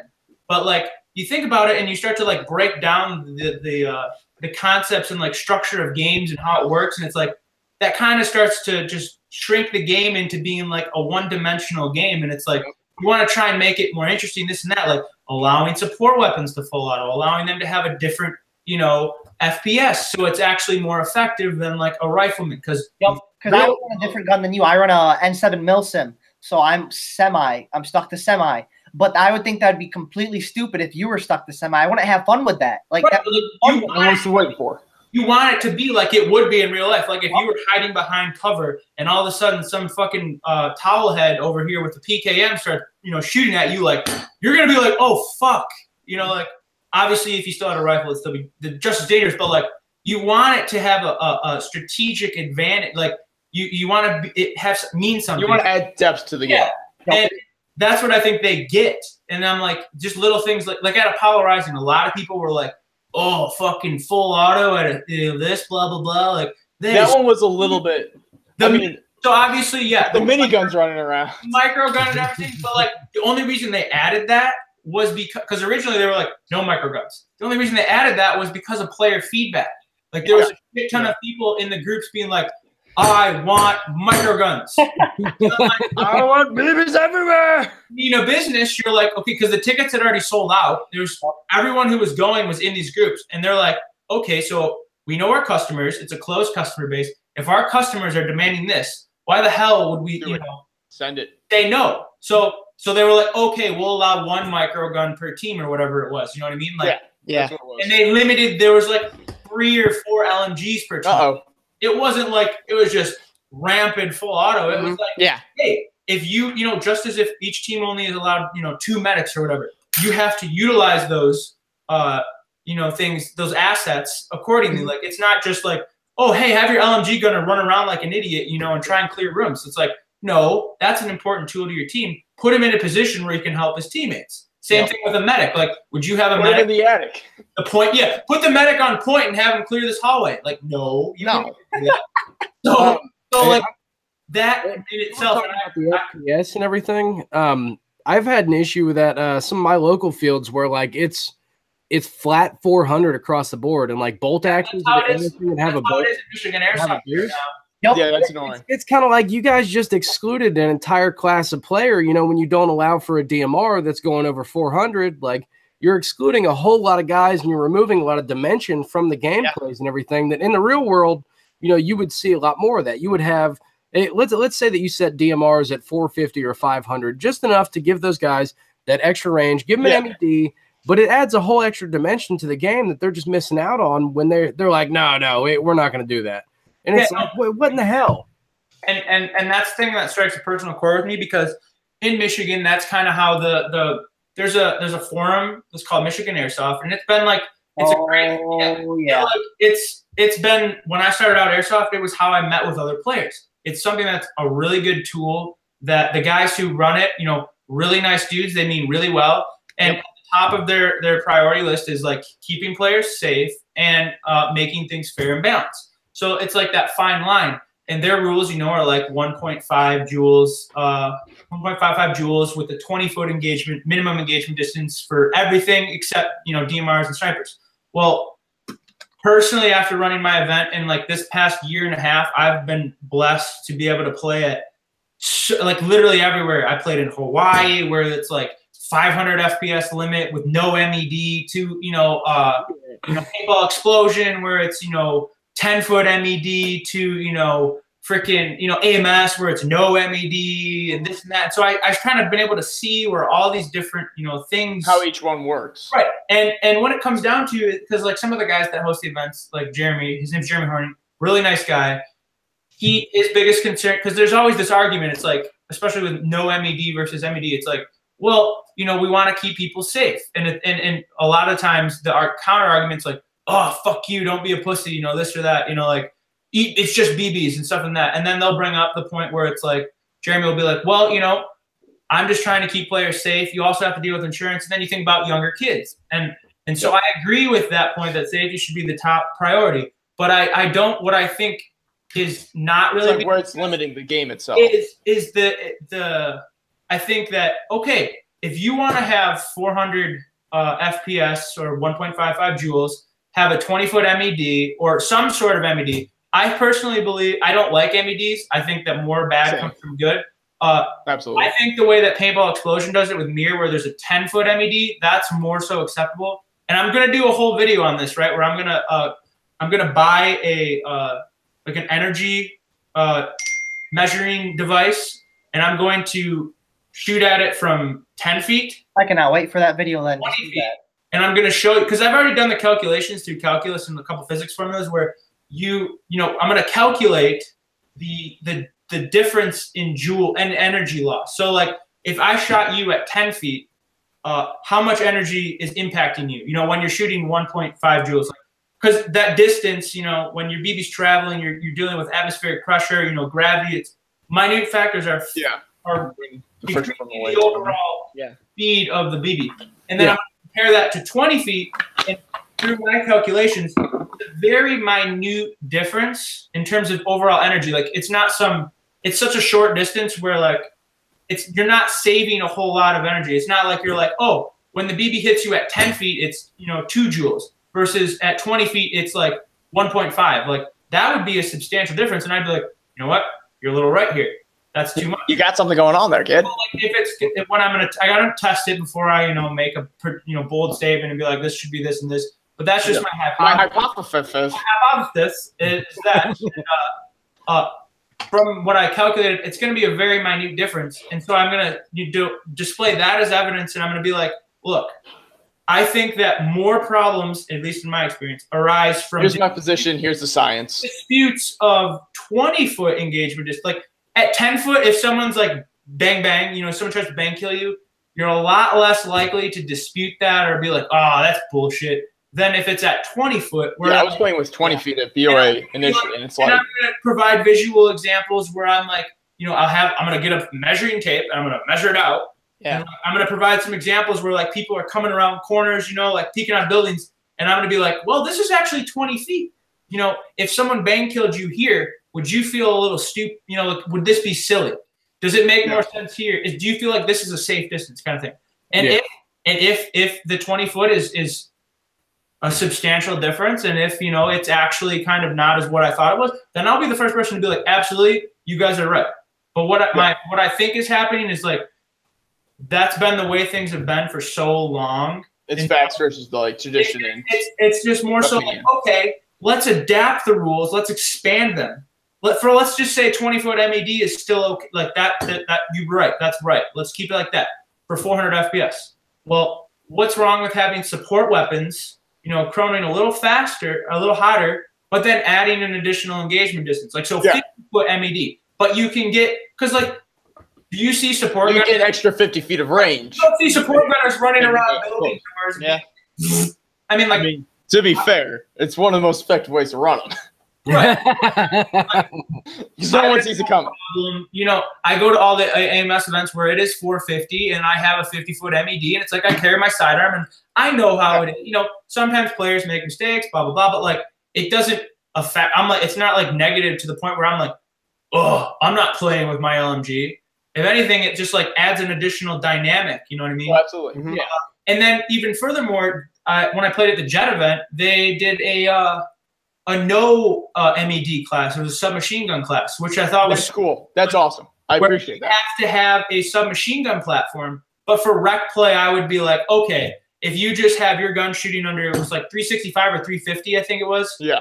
That you can have always full auto, and you can you have no MED. So it's like you expand, because there's certain kinds of players. There's people that like love getting up close and personal and are like bang, bang, bang, bang. Like other people that are like fucking MEDs are for pussies. You know what I mean? Like, and then there's the people that like me that like to be. I'm more of like a hybrid sniper where I'm a little bit farther away. I'm utilizing my range. You know what I mean? Like I'm not always just like I'm not trying to run around corners and blast people in the face.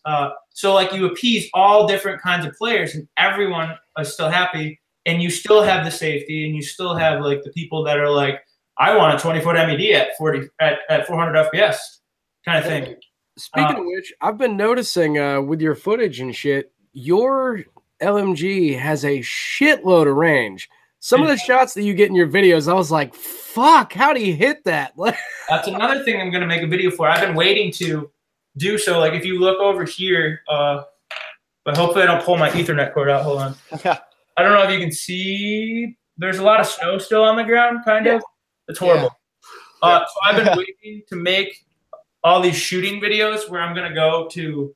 Where you can see the BBs. I can't do it at my house because my fucking neighbors are like just extremely anti-gun people. It's like a socialist mentality here, and like that they have filed so many complaints. Like, I moved here. My parents just recently got divorced, and so I moved here with my dad in this. It's like a condo in the same sub. It's really nice. Yeah. But, like, you're right up against people, and I went from, you know, at my old house, I lived on a golf course, but like every single day, almost every single day, I'd walk out on my back porch, grab one of my guns, I'd be like, and I just fucking blast a tree, you know, just shoot at a target. Like every day I would do something shooting wise, and like.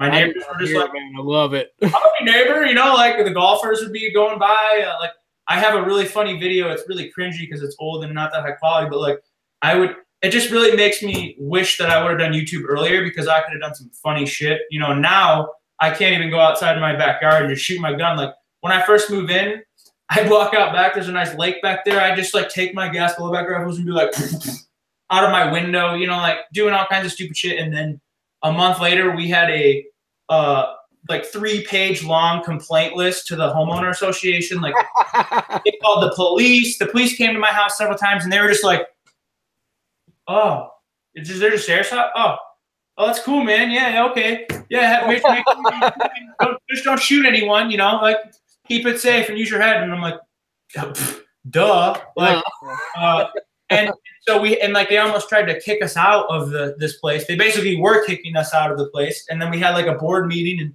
I got complaints from everything from, just to put you in perspective, I got complaints from everything from slamming the door too loud to oh Jesus, leaving the trash can out too long, like, you know, forgetting to bring it in after trash day, to like everything from they said I was discharging a firearm in my backyard, to shooting wildlife, to flying my drone. All of a sudden, drones weren't allowed. Like, I did like a little. Yeah, it was like the drone scare where everyone's like, they're gonna come. Yeah, and get ya. I took my drone down to this nice little lake we have, and it's beautiful with trees. And I was like, oh, I'm gonna get some, you know, practice my drone flying.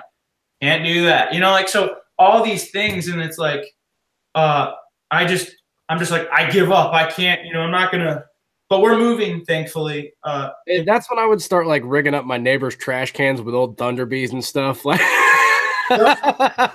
if I was at my old house, yes, that's literally what I would do. You know, like, but they're just all old people, and like the people next to me are UK, so they're that super, you know, socialist kind of mentality, and it's like, I just don't. There's one like super conservative guy in my neighborhood. He went to the same Catholic school I went to when I was growing up, and he always posts his like pro-life, anti-abortion yard signs in his front yard, and he's always like, just howdy, how you doing, Alfonse? You know, just like that. We give him that. I know that. Like, how you doing, kind of thing. Like, but well, you might want to change that. That was a little Hitlery.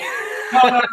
It's like, just like nice old guy kind of thing. Like, when everyone else like see me and just be like, you know, I'm a super nice person. I'm like, hey, how you doing? Like, if something's bothering my neighbors, they're like, Alfonse, this is really bothering me.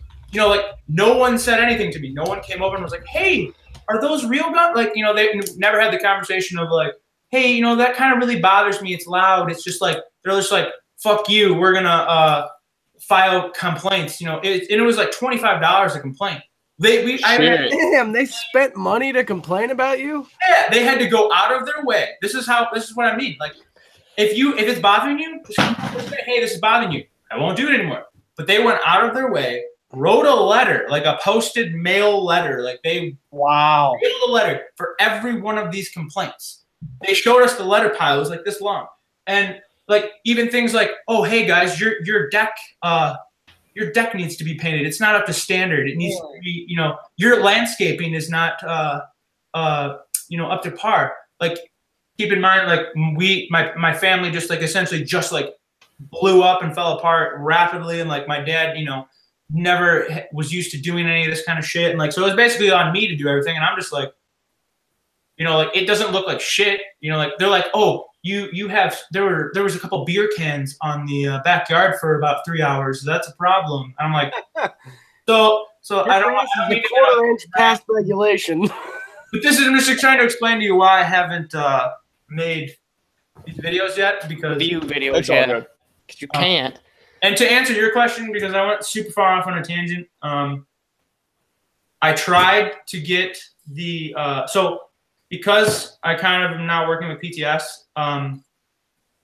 I committed to going to Stonebreaker in Operation Stonebreaker in South Carolina, like back like a couple way before this event was even thought of, and I purchased a Little Bird gun run, like on the side of a Little Bird. So I paid $150 for that, and I already committed to all these people, and I had people from Florida and people from Arizona coming all out, and they're all like, hey, you know, we're all gonna meet up Alfonse and play, and like there's been a group chat for months about like, you know, hotel sharing, this and that. So like I'm way in over my head in terms of You don't want to screw them over. Right. And then all of a sudden, like 3 weeks ago, Austin's like, hey, this is gonna be the date, and it's the exact same date as all this other stuff. Like I already booked my flight, this and that, and I'm like, all good. Well, Yeah.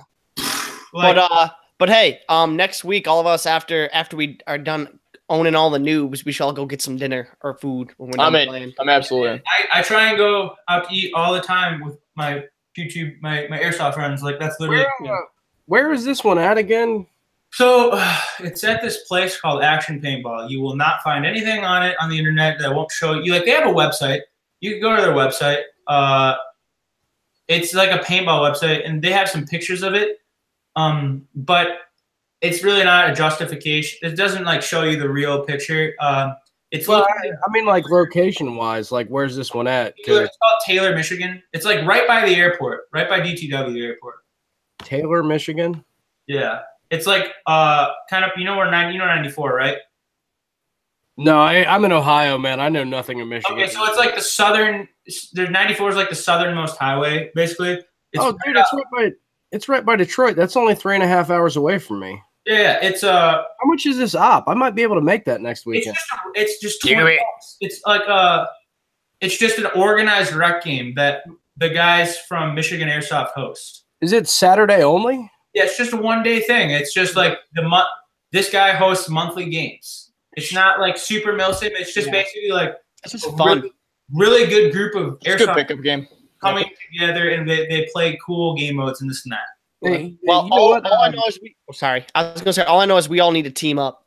Nick, What team? What team? Zach, So it's gonna go off for tape there because I kind of was reading stuff about it, but I haven't had time to.